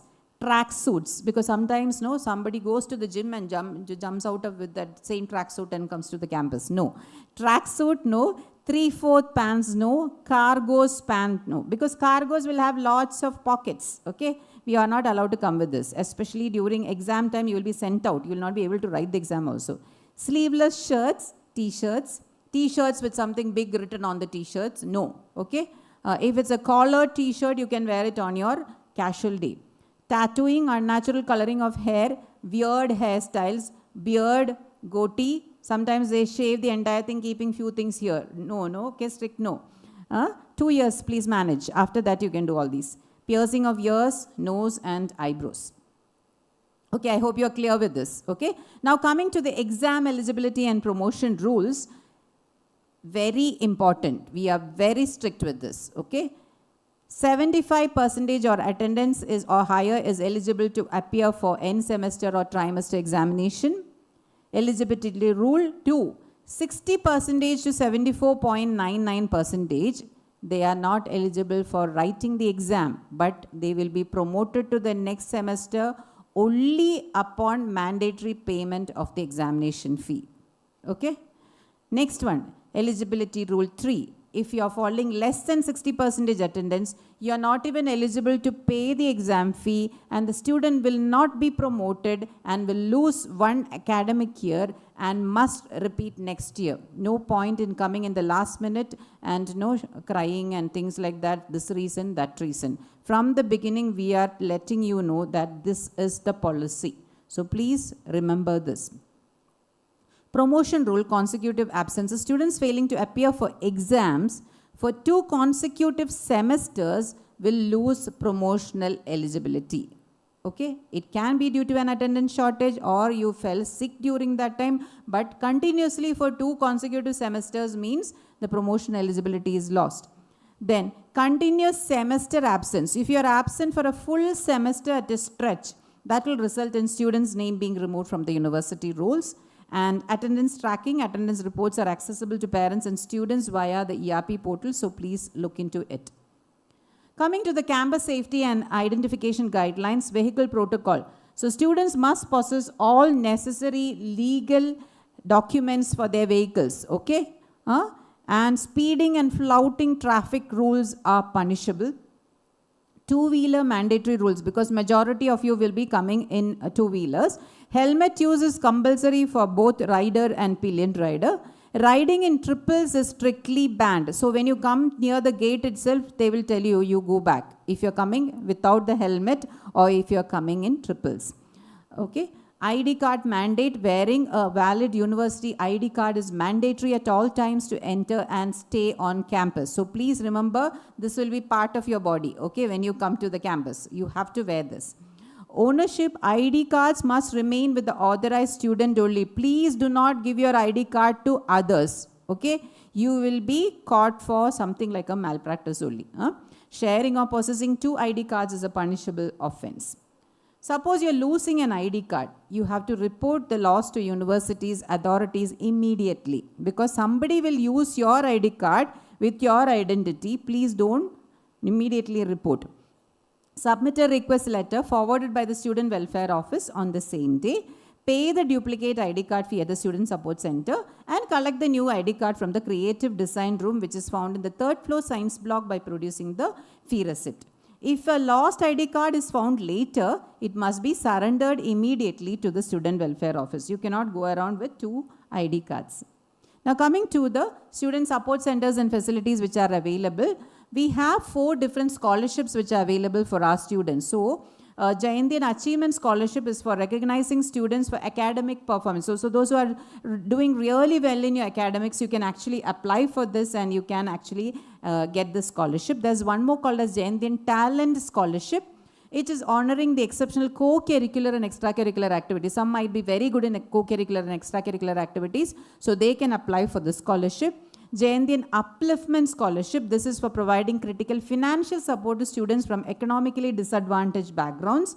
And Jayanti Determination Scholarship, it is a financial assistance for Divyangjan or specially able students. So pay attention, you can apply. The circulars will keep coming in your mails or in your class groups.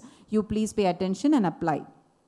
Other than that, we have government schemes, non-government schemes, assistance is available for scholarship, work scholarship in the Financial Administrator's Office. Coming to the academic mentoring and counseling, we have mentoring is conducted by your class animators. Regular meetings are scheduled by the department mentor.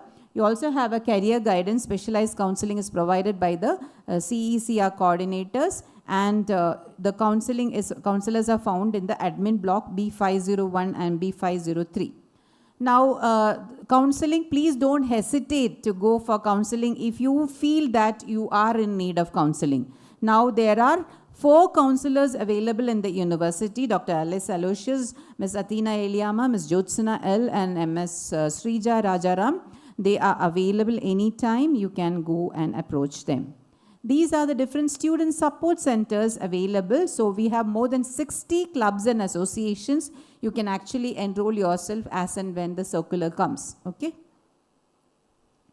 And infrastructure and student support, we have a Wi-Fi enabled campus. We have 34 auditorium and conference halls, 19 computer labs, 14 life science labs, 13 psychology labs, 8 electronics lab, 2 physics lab, 4 business lab, 6 media lab, and we have the animal cells culture, plant tissue culture facility. So when you have the time, please go around the campus and explore. We have 14 girls hostels and 6 boys hostel. Other than that, we also have the PG accommodations available in the neighborhood. There's a chapel available in the ground floor of the humanities block. Reverse osmosis unit for purified drinking water is available at every block. And we also have a bank facility, the South Indian Bank extension counter, and the ATM is also available as you enter on the left-hand side. Then we also have a student welfare office. Director is found in the director is Dr. Deepu Joy. He sits in the science block near to the Pro Vice Chancellor. Student welfare officer is also there in the admin block. We also have a health center, because sometimes if you are sick or something, we have in the science block first floor near the electronics lab, and in the admin block ground floor. And student attendance section is, as I said, it is in the science block ground floor reception. We also have a physical education director who sits in the PG block ground floor, a music teacher who are interested in music, science block, Center for Employability and Corporate Relationship, administrative block first floor. We also have an international relations office in the administrative block first floor. Okay. And there is a utility building that is found near the humanities block. So you have a lot of washrooms available there. And then retiring rooms are there. If somebody falls sick or somebody faints, you can take them to the science block second floor or admin block G403. For boys, it is in the humanities block H410 and admin block G401. These are the other things which are available. Kristu Jayanti Software Development Center is found in the ground floor of PG block. Stationery and Event Management Center is ground floor PG block. For example, if you want to get any of the leave letters or books or blue books or pens, that is available there. NSS office, NCC office, IQSC office, Research and Development office, Human Resource office.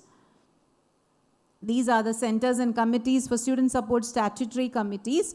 The institution adopts zero tolerance policy towards ragging and harassment. We have a grievance redressal cell and anti-ragging committee, and we also have a committee for prevention of sexual harassment.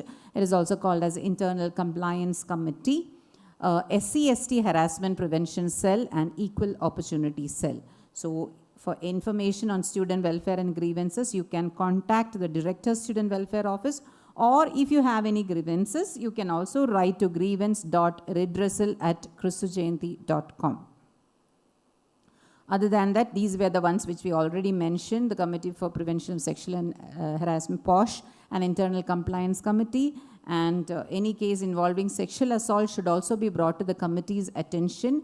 It is internal compliance cell at christujayanti.com. And these are the different international collaborations with the universities and organizations from abroad. So we are looking at student exchange programs, faculty exchange programs also. And these are the institutional collaborations and memberships which we have. So I think I have covered most of the important points which you have to take care in this pursuit of PG here. So as St. Kuriakos Elias Chavra said, the day in which you have not done good to others will not be recorded in your book of life. So welcome to Christu Jayanti, and your journey of excellence begins here. So wish you all the very best in a beautiful stay in Christu Jayanti University. All the very best to one and all. Thank you.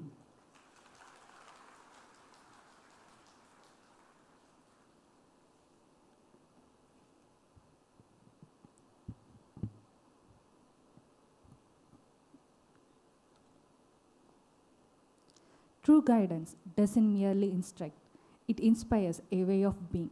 Thank you, ma'am, for your inspiring reflection on the vision of the CMA congregation and for acquainting our students with the values, discipline, and the ethos that define the Jayantian community. Your words have beautifully anchored our students in a legacy of excellence, integrity, and service. We are confident that your guidance will help them embrace the values and make the most of the journey at Christu Jayanti. In the journey of academia, clarity is the compass. To help our students understand the university's assessment system and academic expectations, it is my privilege to welcome Mr. Gio Joy A., Controller of Examinations. Mr. Gio Joy holds a Master of Computer Management and MPhil and is currently pursuing his PhD. With 23 years of teaching experience, he has consistently contributed to higher education through his commitment to academic excellence and student development. His areas of academic interest include data structures and computer graphics. In addition to his administrative responsibility, Mr. Gio Joy have made a notable scholarly contribution through publications in interdisciplinary areas spanning artificial intelligence and machine learning applications. As the controller of examinations, Mr. Gio Joy plays a pivotal role in ensuring the integrity, transparency, and smooth conduct of the university's examination and evaluation process. Today, he will guide our students through the assessment framework, examination regulations, and academic expectations that will shape their journey at Christu Jayanti. Sir, we are honored to have you with us today. Now, I hand over the session to you.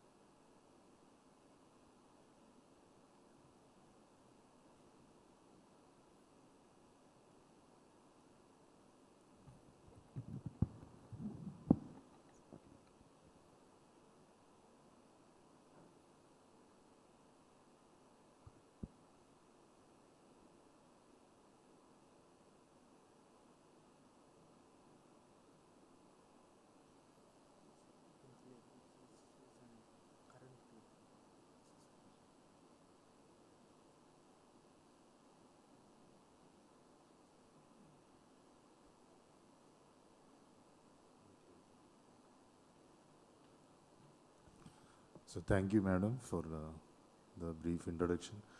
So we are going to have a session on assessment regulations, which is followed for this batch, the PG batch of 2026-28. So welcome to Kristu Jayanti University.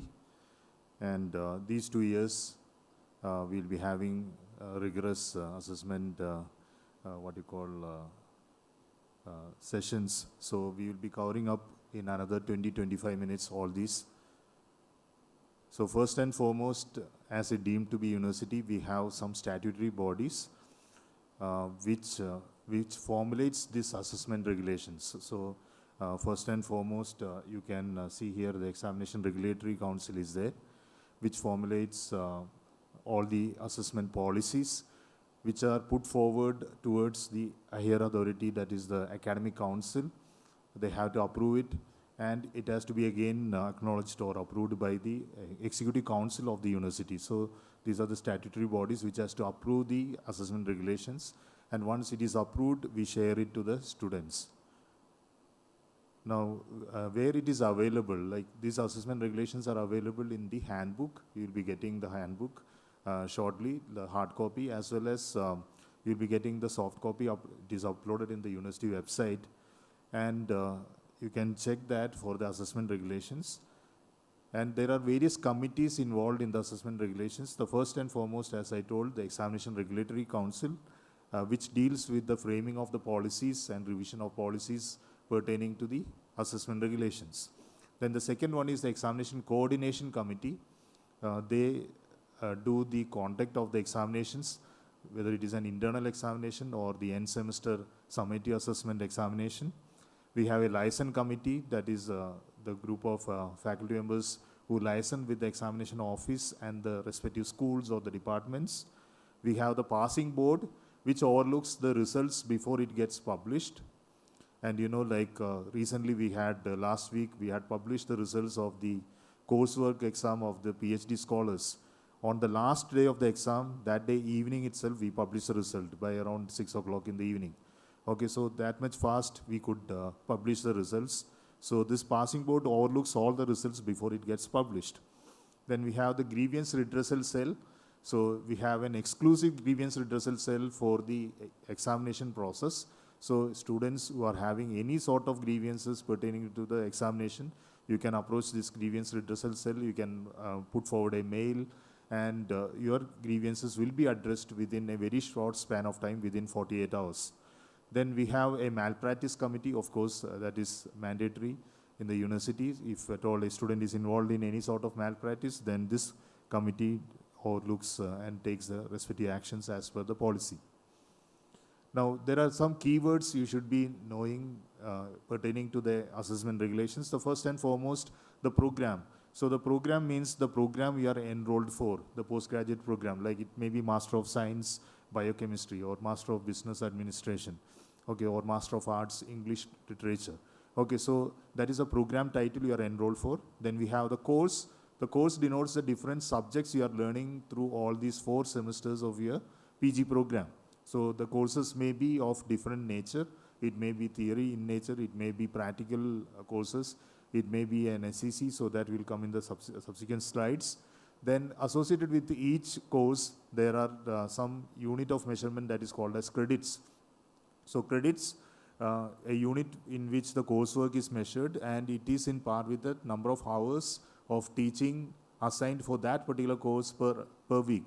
Okay, so suppose a theory course is having around 4 theory classes per week, then that theory course is assigned 4 credits. So suppose it is a practical course of 2 hours lab or a 4 hours lab in a week. So 4 hours lab practical course is assigned a 2 credit. Okay, so 2 hours of practical lab is assigned as 1 credit. Okay, so 1 hour of theory is related to 1 credit in a week. Okay, now we have letter grade that is based on the marks percentage what you secure for each and every course. The grades are assigned, so that we'll be seeing in the subsequent slide, the letter grades for each and every percentage of marks. Then we have the grade point, that is a numerical weightage associated with the grade what you secure for each course. So this slide shows you the 10-point grading table what you are going to follow for your PG program. So you have two tables there. The left side table shows the grade point interpretation table, and the right side shows the result interpretation table. So the left side table, the grade point interpretation table, you can see the first column denotes the percentage of marks the student has secured. So that is the aggregate percentage of marks you have secured for each and every course or subject. Now, if a student secures more than 90% of marks, okay, so 90 to 100, the student is assigned a letter grade of capital O. So that denotes outstanding grade, and the corresponding grade point, that is the numerical weightage, is going to be 10 out of 10 because we are using the 10-point scale. Then if the student is securing between 80 to 89.99% of marks in a particular course, then the student is entitled to the E grade. E grade stands for excellent grade, and the corresponding grade point is also given there, the last but one column. So like that, if you go down the table, the student is securing less than 50% of aggregate marks for a particular course or subject, the student is entitled to reappear status, that is F grade. And the corresponding grade point is going to be 0. Okay, so, and the last row you can see, if the student is absent again, the corresponding grade mentioned for that particular course will be AB. Okay, so that denotes absent, and corresponding grade point is going to be 0. Now the right side table shows the overall result interpretation. So suppose the student is securing more than 75% of overall percentage marks, then the student is entitled distinction status, and the corresponding SGPA or CGPA is also mentioned there. That is the corresponding CGPA or SGPA is going to be between 7.5 to 10. Okay, so that is in part with the percentage. So if you get a 75% aggregate, so your CGPA is going to be the aggregate percentage of marks divided by 10. So the calculation is very simple. So please don't check the other UGC websites or the CBCS guidelines where they have given a formula for calculation of CGPA and SGPA. Okay, the sigma of credit points multiplied by grade point divided by total sigma of credits. So that we are not following. We checked with all other higher education institutes in the country. So most of the reputed institutes, they are following this simple formula for the calculation of CGPA or the SGPA component. So we have just turned into this formula for your calculation of CGPA or SGPA. So whatever percentage of marks you are securing, divided by 10, you get your corresponding the semester grade point average or the cumulative grade point average. Okay, so that is what the right side table shows. That is the result interpretation table. So the student is getting 75 and above percentage of marks is entitled to distinction status, 60 to 74.99 first class, then 50 to 59.99, that is second class, and less than 50% again reappear status. Okay, so this is about the grading table what you are going to follow. And some of you have the doubts, what is the conversion formula from percentage to CGPA or CGPA to percentage. So that is what we are given in the as the last point in the slide, below the table. So there you can see like the formula is given there. So the percentage equivalent of CGPA is equal to CGPA multiplied by 10. Okay, so that simple formula you can use for the calculation of percentage as well as CGPA. So again, that formula is given there with an example. Suppose your overall percentage is going to be 89.3, then your CGPA is going to be just divided by 10. So 8.93 is going to be your CGPA out of 10. So it's as simple as that. Okay, now we are showing you a sample program matrix from your syllabus. So this is of Master of Arts, English Literature for the 2026 batch, the first semester. So this program matrix has got a lot of information stored. It is available in your syllabus. You can go through the syllabus later stage. So the first column shows the heading as course type. So all the courses are divided into different course types as per the Ministry of Higher Education. The country has devised the different categories of courses. So the different categories of courses, they're given the acronym there like DSC, that denotes discipline specific core course. Okay, so the courses which are discipline specific core courses, they are given the acronym or the abbreviation as DSC. And if you go down the table, the last course is given an acronym as SEC, that is Skill Enhancement Course. Okay, so there are different categories of course. That category of course you can denote, come to know from the first column there. And the second column denotes a program code. So each program has got a specific program code, so that you need not take into account much. But the third column, you have to be very much careful. That is the course code. So that is a unique identification for each and every course or a subject. So it is an alphanumeric code. Some of you are not listening here, you are just physically here, your mind is somewhere else. I can easily read the mind of students. I am also a teacher. Okay? Around 60% of students are not listening here, you are in some other world. Please live in the present. So it is one of the life skills you should have. Whatever activity you are doing, you should have full concentration on that. Now don't think about what I'll have for lunch, or how I came, what struggles I made, all these things. Okay, so what I'll do after 2 years. So that you can think of later. Now live in the present. Okay, now we are having the orientation on assessment regulations. Pay attention to that. Your full concentration here. Are you back? Some of you are sleeping. Yes. Sit properly. Yes. Okay, now the next column is the course code I told, like the third column heading. So that is an alphanumeric code. Okay, so it has got a lot of alpha numerals. So if you observe there, the penultimate numeral, the last but one numeral, all the course codes are having the numeral as 1. What does it denote? It signifies the semester under which this particular course or subject belongs to. Did you understand this? The last but one numeral denotes 1. That denotes the semester under which this course is belonging to. Now, the last but third alphanumeral there, you can see there 4 for all the courses. That is because all these courses are of 4 credits. So that denotes the number of credits assigned for that particular course. Did you understand this? The last but third alphanumeral denotes the credits assigned for the course. Now, last but fourth alphanumeral, all these courses are having the alphabet capital T. What does it denote? It is a theory course. Suppose it is a practical course or a lab course, there we will have L. Suppose it is an internship, the course is of internship in nature, we will have a alphabet capital I.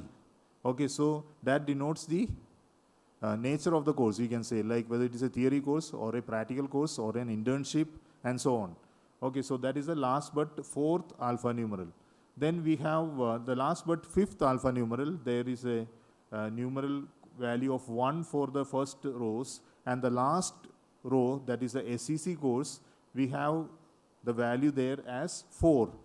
So what does it denote? It denotes the course type. Okay, if it is a discipline-specific core course, you have a value 1 there. If it is an SEC course, the value changes to 4 there.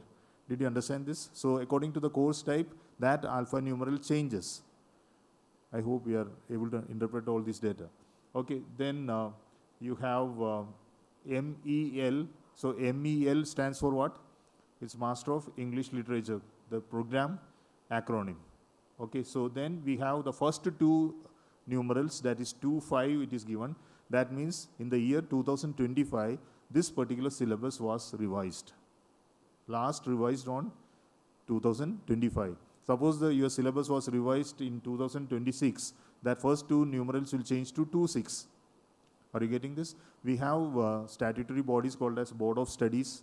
Okay, so Board of Studies has to sit together and discuss about your syllabus revisions at least twice a year as per the university norms.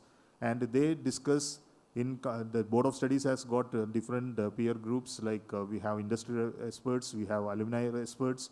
Okay, so all their suggestions are taken into account for the syllabus revision. Okay, so according to that, the syllabus gets revised on a time-to-time basis. So suppose the syllabus is getting revised in the year to the 2026, the numeral there will change to 2-6. Okay, now why I am telling about this course code? Because when you apply for the examinations, when you appear for the exam, you are getting the question papers. So all these hall tickets, the question paper heading, everywhere we'll have this course code denoted along with the course title. So the next column, fourth column is the course title. So don't check only the course title, you have to check the course code too. Okay, because the course code is a unique identity for the course. Suppose you take the first course, that is English Studies, Tests and Context. Okay, so Text and Context, the first course.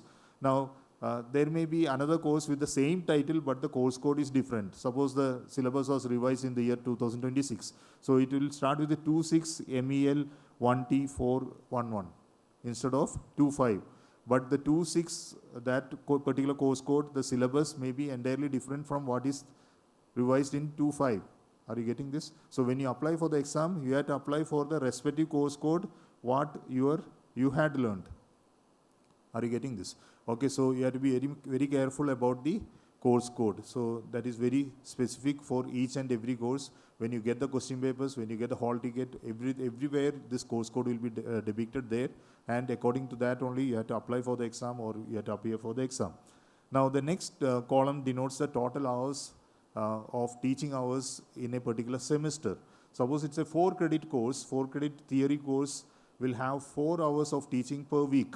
And in a semester, you have 15 weeks of classes. Like in a semester, you should have around 90 working days as per the UGC norms. Yes? Okay, so the 90 working days, if you have 15 weeks of classes, so 15 multiplied by 4 hours per week will stand for 60 hours of teaching hours in a semester. So that is the next column. Now, the next column denotes the hours per week.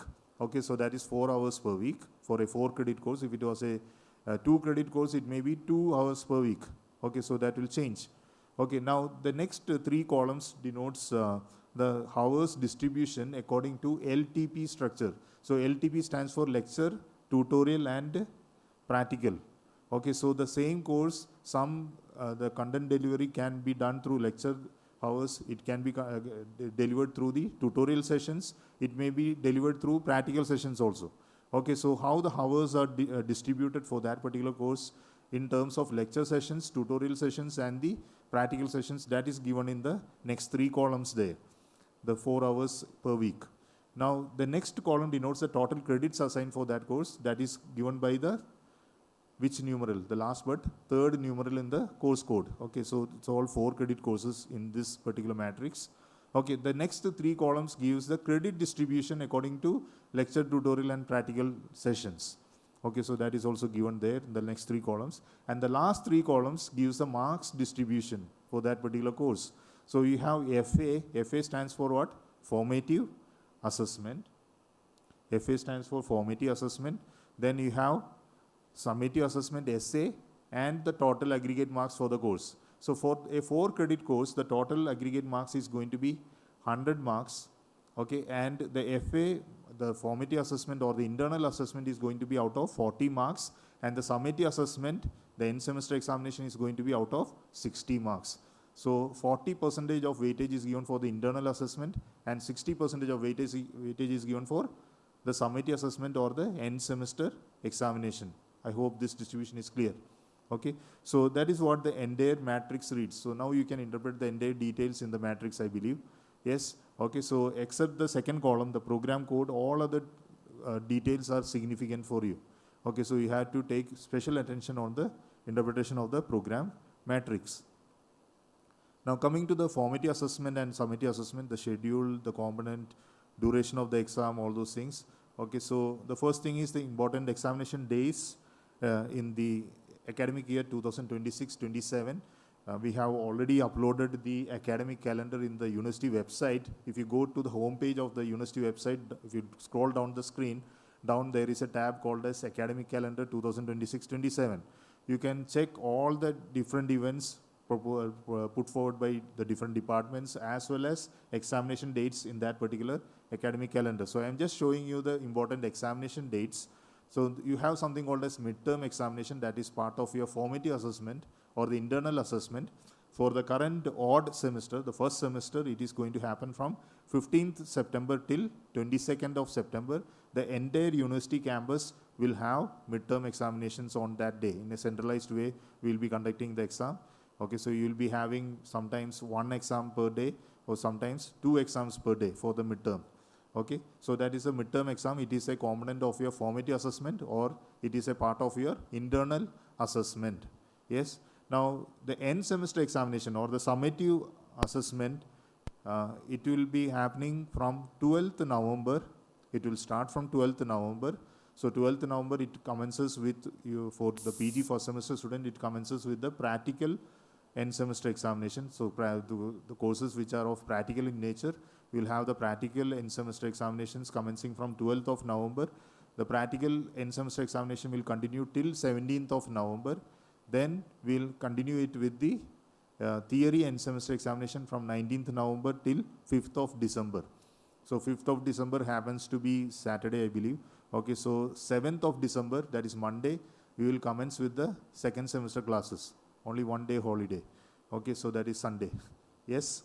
Okay, so 7th of December, you commence with the even semester classes, and the classes will continue till 23rd of December, and 24th of December till 3rd of Jan 2027, we'll have a semester break.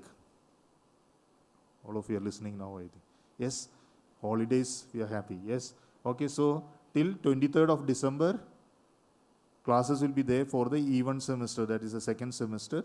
And then 24th December till 3rd of Jan, you will have holidays. Okay. After that, again, the second semester classes resume from 4th of Jan. I hope it's clear. Yes. Okay. So that is the schedule, and we have, you can check it in the academic calendar in the website. Okay. And you can get it in the handbook also.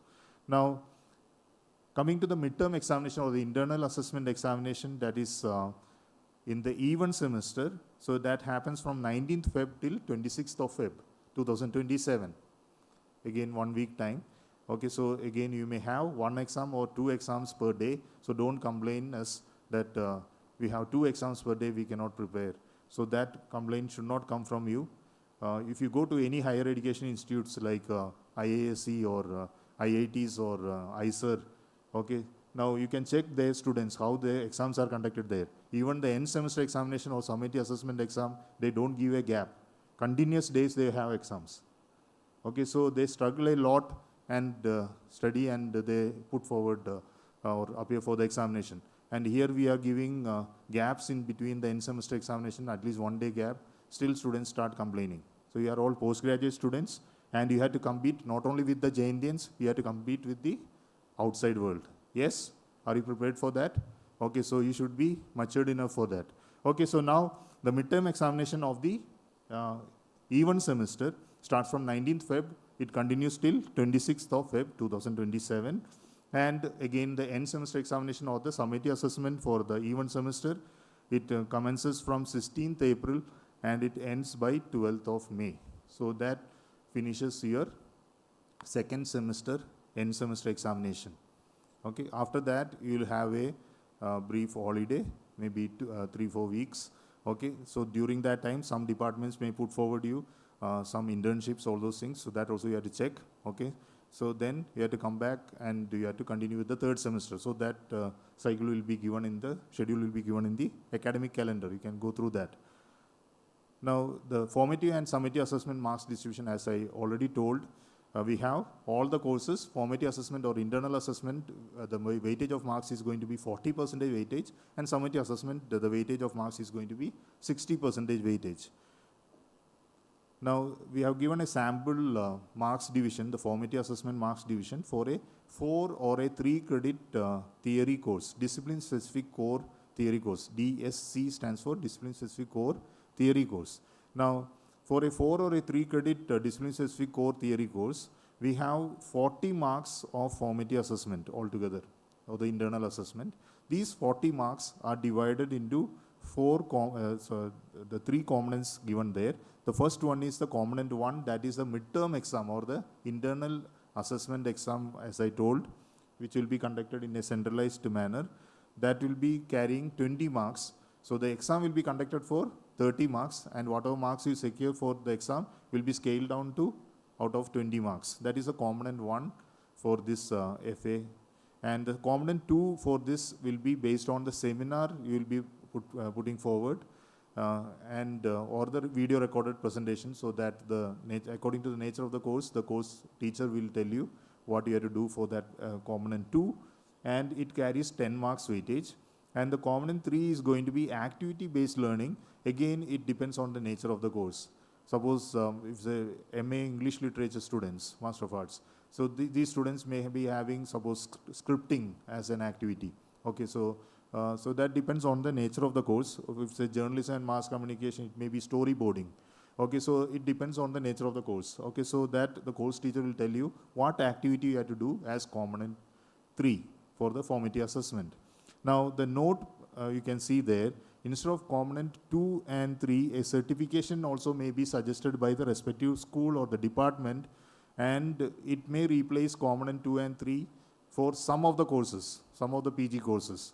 For the some of the PG courses, sometimes the component 2 and 3 may be replaced by a particular certification you have to do, an online certification, so that the department will announce to you well in advance. So you can register for that, and whatever marks you secure in the certification exam of that particular course, that marks will be brought to component 2 and 3 of some courses.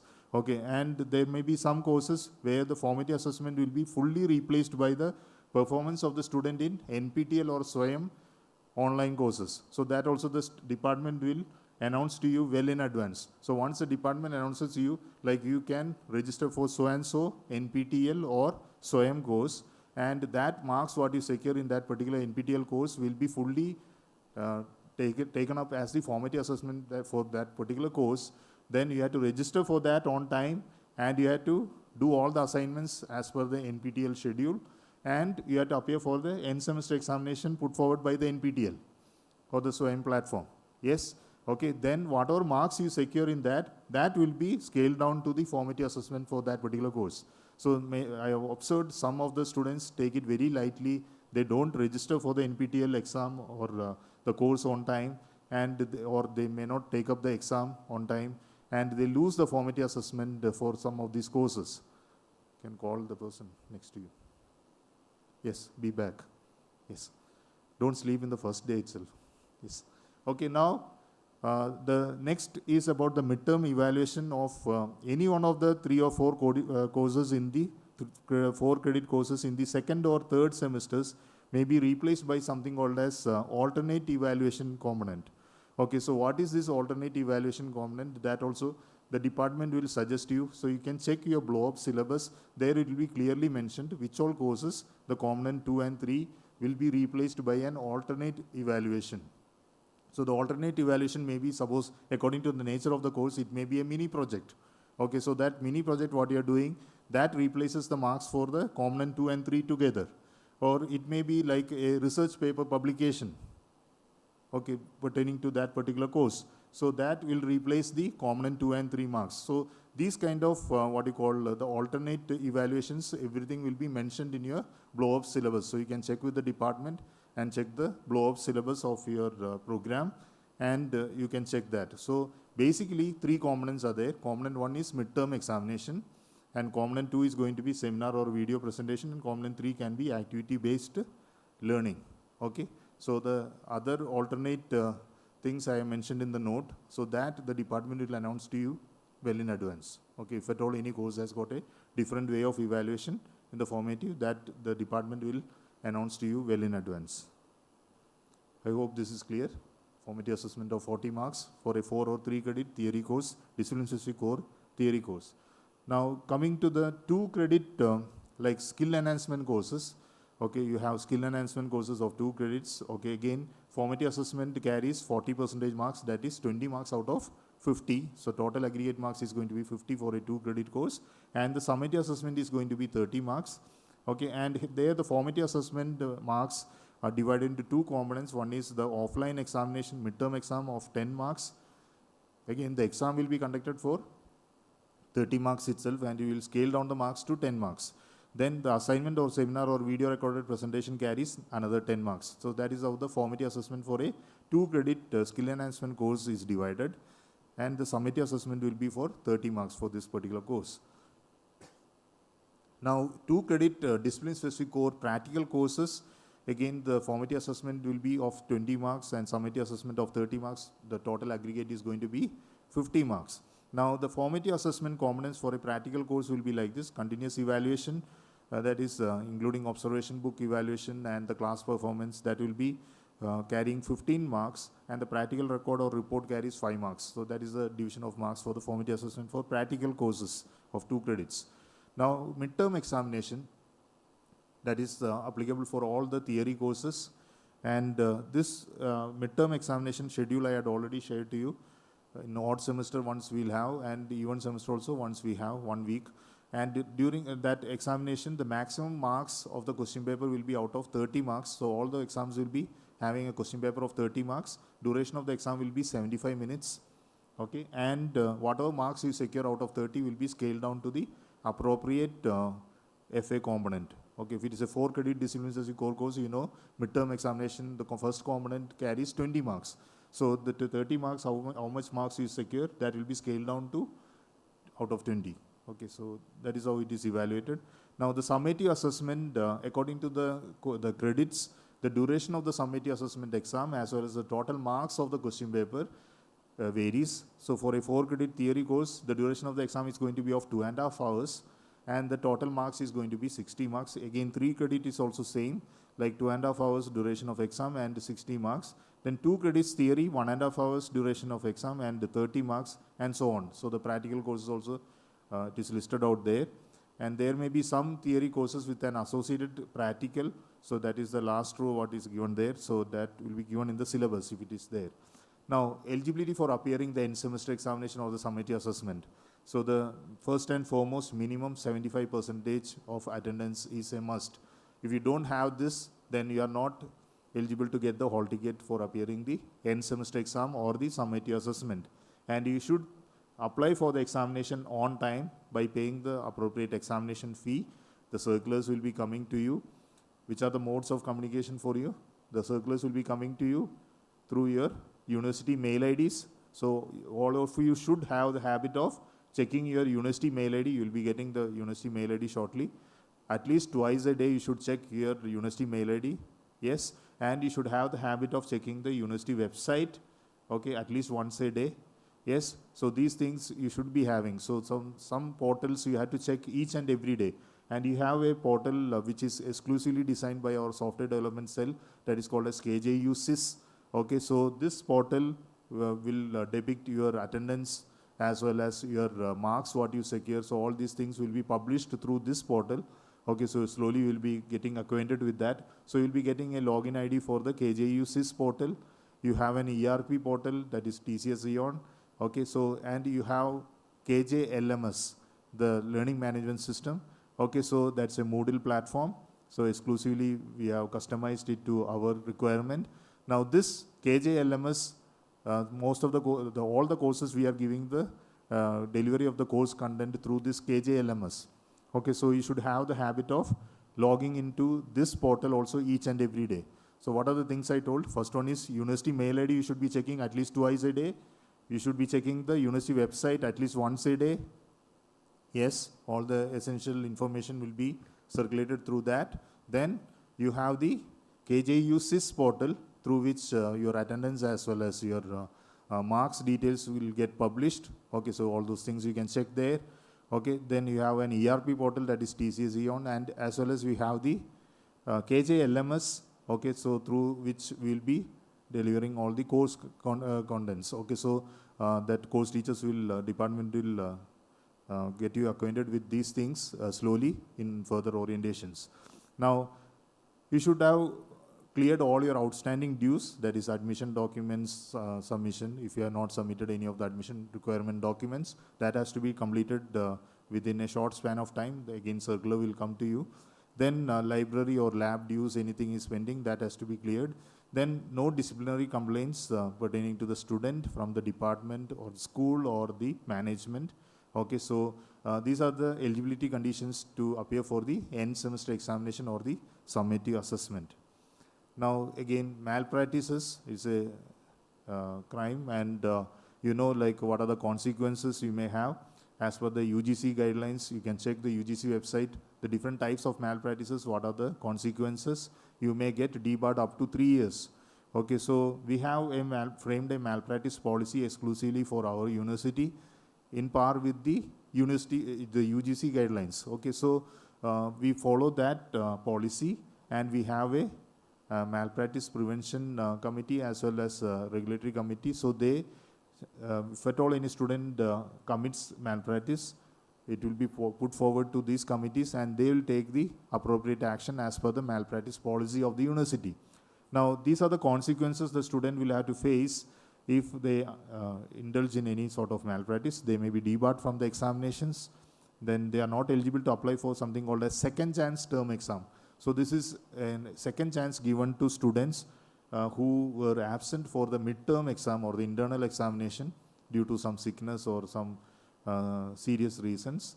Okay, so that these students cannot apply. Okay, so they cannot apply for the second chance term examination. Then they are not eligible for campus placements.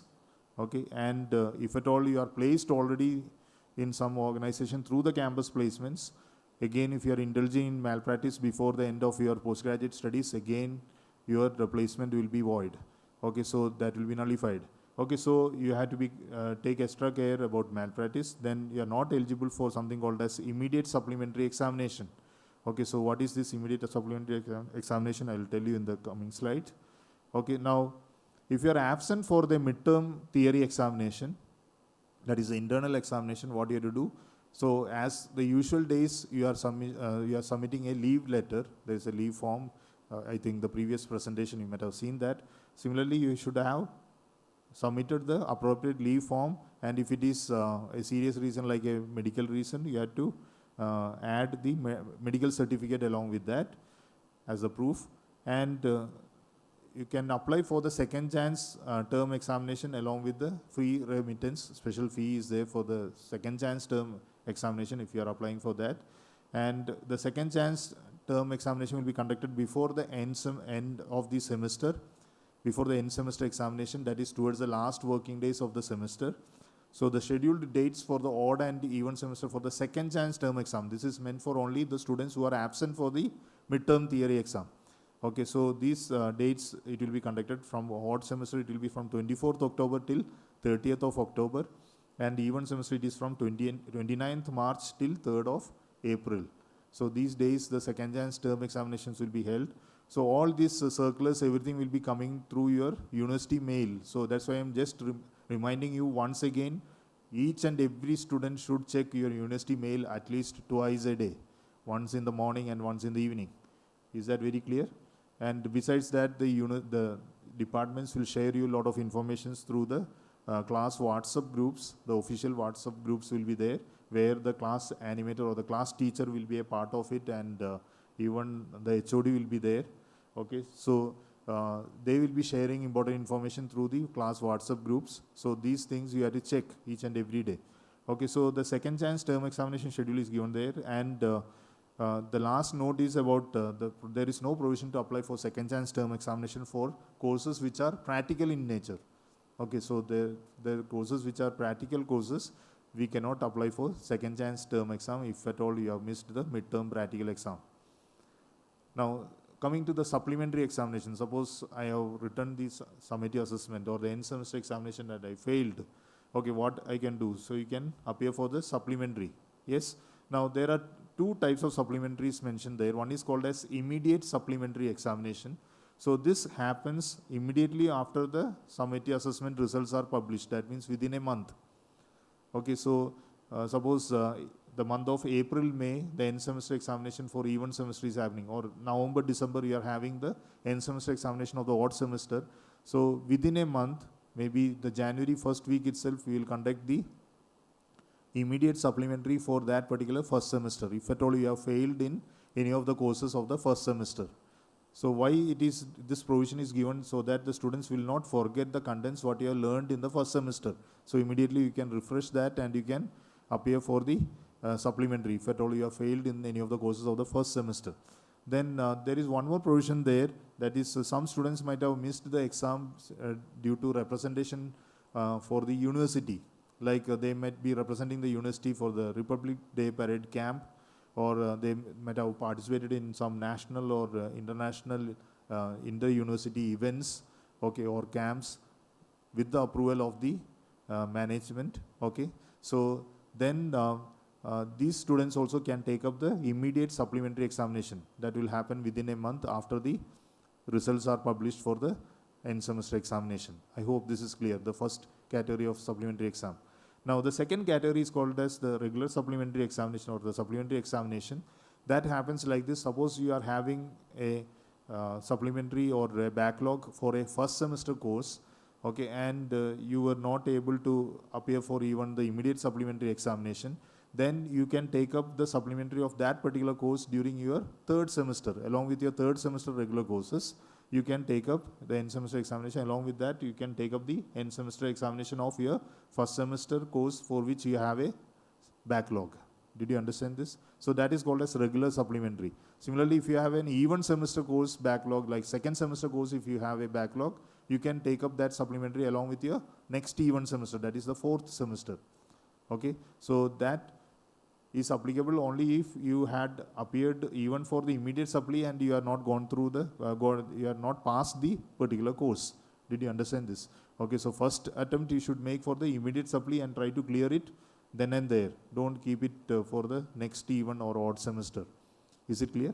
Okay, why? Because during the last 2 semesters, most of you will be aspiring for placements and you will be registering for the campus placement. And at that time, you should not keep any backlogs with you. Okay, so please don't keep any supplementary with you. And your postgraduate students, I need not remind you about the seriousness you should have for your academics. Now, the passing criteria for the PG course, the summative assessment alone, you should secure minimum 40% of marks. So 40% means, suppose it's a discipline-specific core course of 4 credits. The summative assessment will be conducted for 60 marks, is it not? The end semester examination is going to be conducted for 60 marks. So out of 60, 40%, that is how much? What is 40% of 60? 24 marks. Okay, so you should have scored minimum 24 marks out of 60, okay, in the summative assessment. And in the formative assessment, there is no passing mark, the internal assessment marks. But in aggregate, you should secure 50% marks. So the discipline-specific core course of 4 credits, the total aggregate marks is out of 100, is it not? 60 summative assessment and formative assessment of 40. So total aggregate is going to be 100 marks. So out of 100, the student has to secure in aggregate 50 marks out of 100 to be declared as pass status for that particular course. That means if you had just merely passed in the summative assessment by scoring just 24 marks out of 60, then your formative assessment, suppose it is only 15 marks, 15 out of 40, then what is the total aggregate? It is going to be 24 plus 15, that is 39. It is not covering up 50% of marks. Then you are again fail for the subject. Are you getting this? So in that case, what you have to do? Your formative assessment, you cannot improvise on that. Okay, it will remain constant. So whatever 15 marks what you have scored as formative assessment out of 40 will remain constant. The next time what you have to do is you have to appear for the supplementary and you have to score more marks in the summative assessment. You have to score minimum 35 marks out of 60 so that the total marks, aggregate marks will be 35 plus 15, that is 50 marks out of 100. Did you understand this? Okay, so the formative assessment, once it is assigned, we cannot have an improvement chance on that. Is it clear? Okay, so you should take utmost care for the formative assessment or the internal assessments. The schedules will be shared to you in the beginning of the semester itself. Each and every course, which is the date for the midterm exam, you already know. The other components also, what date you have to submit everything, the schedule will be shared to you in the beginning itself. So according to that, you have to submit it on time and score as much marks as possible for the formative assessment. So you will not end up in trouble in passing in aggregate. Is it clear? Okay, so take utmost care for that. Okay, so the student has to secure 50% in aggregate, but summative assessment alone, you have to pass with 40% marks. Okay. Now, criteria for promotion to the next semester. So the postgraduate students, if you are not having minimum 60% of attendance, that is physical attendance, that means you might have attended minimum 60% of classes, then you are not entitled to be promoted to the next semester. Suppose first semester your percentage of attendance is only 56. Physical attendance I am telling, like excluding all the medical leaves. So you are present for the classes only for 56% of classes. Then you are not entitled for promotion to the second semester. You will remain in the first semester itself. You have to redo the first semester again with your juniors. Did you understand this? Okay, so that is first condition. Second condition says that, this was already told by Dr. Priya Josen in the previous presentation. If the student does not appear for 2 consecutive semesters, end semester examinations or summative assessment examination, the student might have applied for the exam, but the student is not appearing for the exam for the 2 consecutive semesters, any of the courses, then the student is again not eligible to be promoted to the subsequent semester. The last point says that if the student does not apply for the examination by paying the examination fee on the scheduled time, then again the student is not eligible for promotion to the next semester. I hope these 3 conditions are clear. First one is minimum physical attendance of 60% is a must. But for appearing the exam, which is a percentage you require? 75% attendance. Okay. Then second condition says that if you do not appear for the end semester examination for 2 consecutive semesters, then again you are not entitled for promotion to the subsequent semester. You will remain in the same semester and you have to redo that semester with the junior batches. Okay, and the third condition says you are not applied for the end semester examination. Then again you are not entitled for promotion to the next semester. Now the list of documents which will be issued from our university. So semester marks card or provisional marks cards upon special request only we are going to give, because all your marks cards details will be uploaded in the NAD portal. Okay, you have heard of the National Depository? Yes? Okay, all of you heard of that, I believe. You might have done it in your UG program. Okay, you have uploaded all your documents there. The university has uploaded that.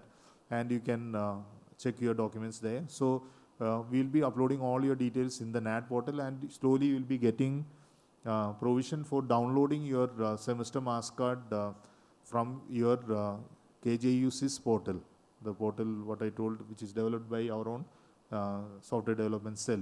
Okay, so that link will be shared to you. So from that, whichever marks cards you require, semester marks cards you require, you can download it from there. And if you need further attestation, you can approach the examination office for that. Okay, the second one is the TC that will be issued during the graduation day.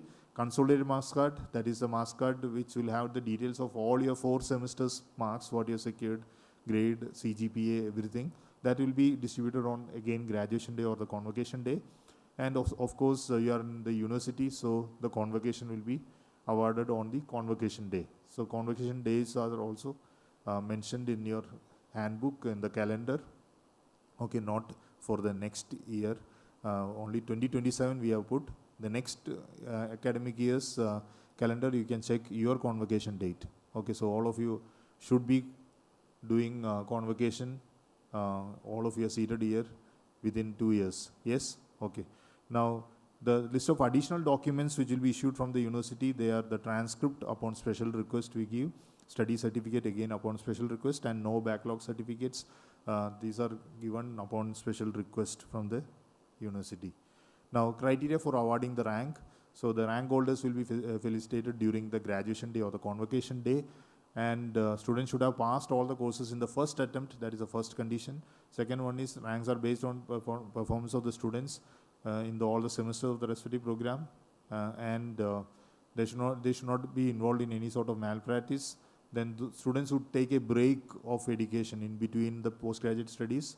They are not eligible for rank.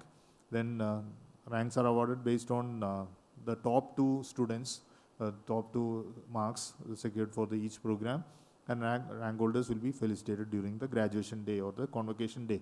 Now, eligibility for awarding, there is one more special prize we used to award during the convocation day or the graduation day, that is called as 100% attendance holders prize.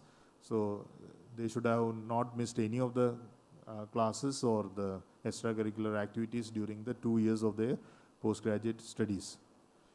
Now, the information dissemination channels, I told you in the beginning itself, first and foremost, you should be checking your university mail IDs each and every day at least twice. University website, at least once a day you should check.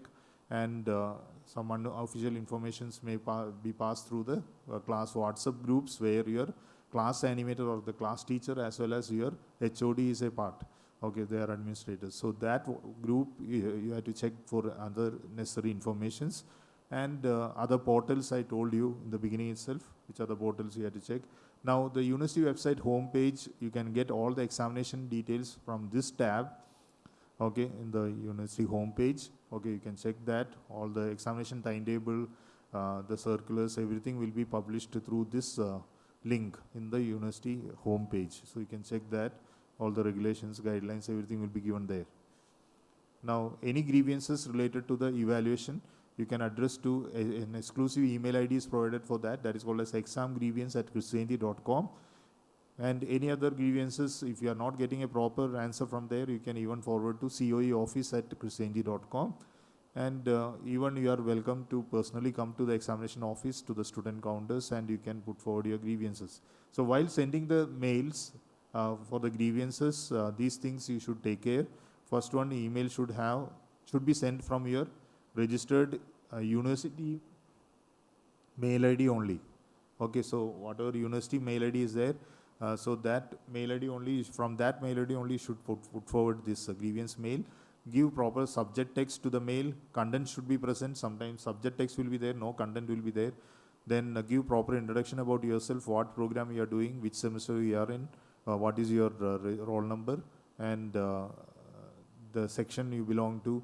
And the content should be brief and informative. Don't write stories for sending grievances. Only whatever is required you send as the grievance content. Then avoid sending the same mail again and again. Some students have the habit of pestering again and again. So repeatedly, if you knock only, then the things will get done. So that is not the way. So here we will address your grievance within 48 hours. You should get a reply. In case if you don't get a reply, you can even put forward a mail to COE office@christianity.com, or you can even personally visit the examination office. So rarely it happens. So you can trust on us. Okay, so we'll be answering your queries in a faster manner. Now, any other section, like I told you about something called as SCC courses, skill enhancement courses, and there is something called as MDC courses, that is multidisciplinary courses. Okay, so along with your discipline-specific core course, DSC courses, you will be learning some MDC courses, multiple disciplinary course. Multiple disciplinary course means other disciplines or other schools are offering some courses for your department or school. So that also you may have to take up in some of the semesters. And you may have skill enhancement courses, like we have seen in the first semester of MA English Literature. There is a skill enhancement course, is it not? So skill enhancement courses are there. So these courses also we had to take utmost importance as your discipline-specific core course. So some students give importance only for the discipline-specific core courses. That should not be the case, because the marks what you secure for these SEC courses and multiple disciplinary courses, all those things will be added up to your total marks, and it will be accounted for your CGPA or SGPA calculations. Are you getting this? Yes. So you should give equal weightage for all the categories of courses. All the categories of courses are having marks as well as credits. Okay, so you have to check, you give importance for each and every course. Now give importance for the courses for which NPTEL or SWAYAM courses to be done for the FA component. That I already told you. The departments will announce to you which course you have to do for the FA replacement for a particular course, if at all anything is there. That particular NPTEL course you have to register on time, and you have to appear for the exam on time.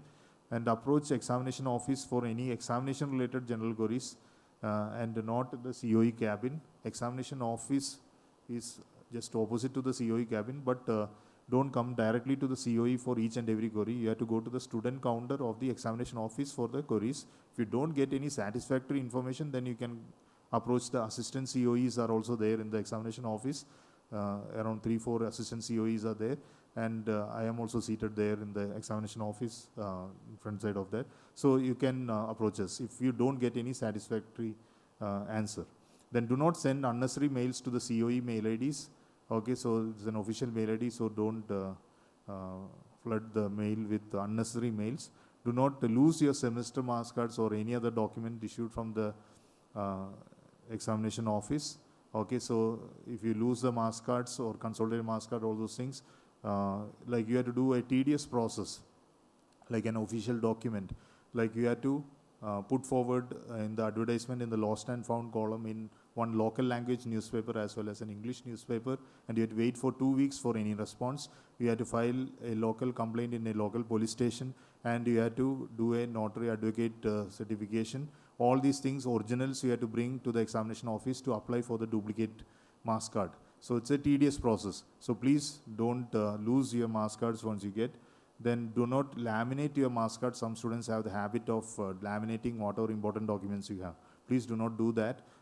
Later stage when you go for, suppose you are aspiring for the doctorate studies abroad or something like that, then the visa stamping and all, it will create problem. So please do not laminate your marks cards, and tuition fee, examination fee, and all other payments you have to do on time. Do not indulge in any sort of malpractice. I told about the importance of that. Then have the habit of checking university mail and website each and every day. Then habit of logging in the ERP. It may be KJU SIS, it may be TCC on, then KJLMS, the learning management system. Okay, so all these things you have to have a habit of logging in at least a day, once a day. Okay, so these are the important things you have to take up. So any further queries, you can always approach your department, the class animators, HODs or deans, or even if you have not got the proper answer, you can even approach the examination office.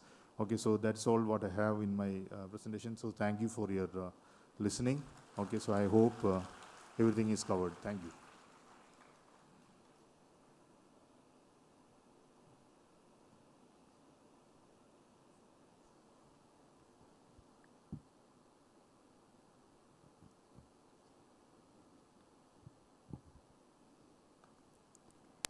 Every milestone starts with knowing where the path begins.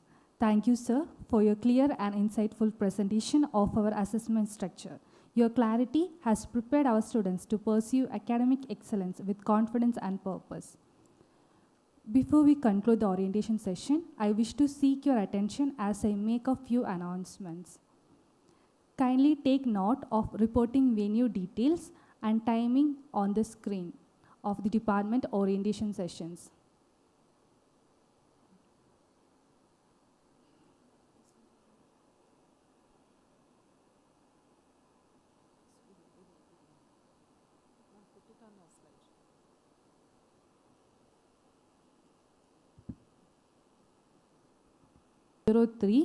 M.Sc. Biochemistry M404, M.Sc. Bioinformatics M420. For physical science department students, M.Sc. Physics, you have to report to M105. M.Sc. Applied Statistics and Data Analytics M104. Forensic Science, M.Sc. Digital Forensics and Information Security, and M.Sc. Forensic Science have to report to M2OD Admin Block 3rd floor. MSW, they have to report to H307. H means Humanities Block and A means Admin Block. Commerce, MCOM, International Taxation and Applied Finances, MCOM, Financial Analysis, they have to report, their department orientation will be on Tuesday. Then for economics, MSc Economics, they have to report to H107. MA Public Policy and International Relationship, they have to report to H205. Psychology, MSc Psychology, they have MSc Counseling Psychology, Clinical Psychology, HRD Psychology, they have to report, their orientation will be on Saturday, 25th July. Media Studies, Media and MA Media and Communication H503, and MA English will be H501. Kindly note, those who have department orientation today have to report to the venues by 1:40 p.m. Please note that attendance and active participation are mandatory for the life skill sessions. The details of reporting venue timing will be shared by your respective departments. A gentle reminder to submit your anti-ragging, code of conduct, and attendance undertaking form to your respective class animator at the earliest. Photos for your ID cards will be taken starting tomorrow. Students are requested to be in formal attire and be neatly groomed. Boys must be clean shaven without beards and avoid any unconventional hairstyles. The date of submission of your academic documents will be communicated by the college office soon. Kindly stay updated. For today's orientation session as well as the Shubharam, students are requested to scan their ID cards for the attendance. If you haven't done before entering into the OD, while you are leaving from the OD, kindly scan your ID cards for the attendance. Student volunteers will be available on all the exit. Dear students, as you carry forward today's learning, may you remain rooted in values, guided by clarity and inspired to grow both personally and intellectually. Your presence and enthusiasm and activeness today have made this session truly special. We wish you a journey filled with learning, reflection, and discovery. Before we close, a special note of appreciation to all the parents and guardians who have entrusted Kristu Jayanti deemed to be university with the academic journey of your children. Your trust and support are among the strongest pillars in shaping the future of these young learners.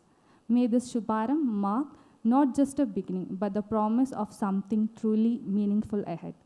Thank you, one and all. Have a wonderful day.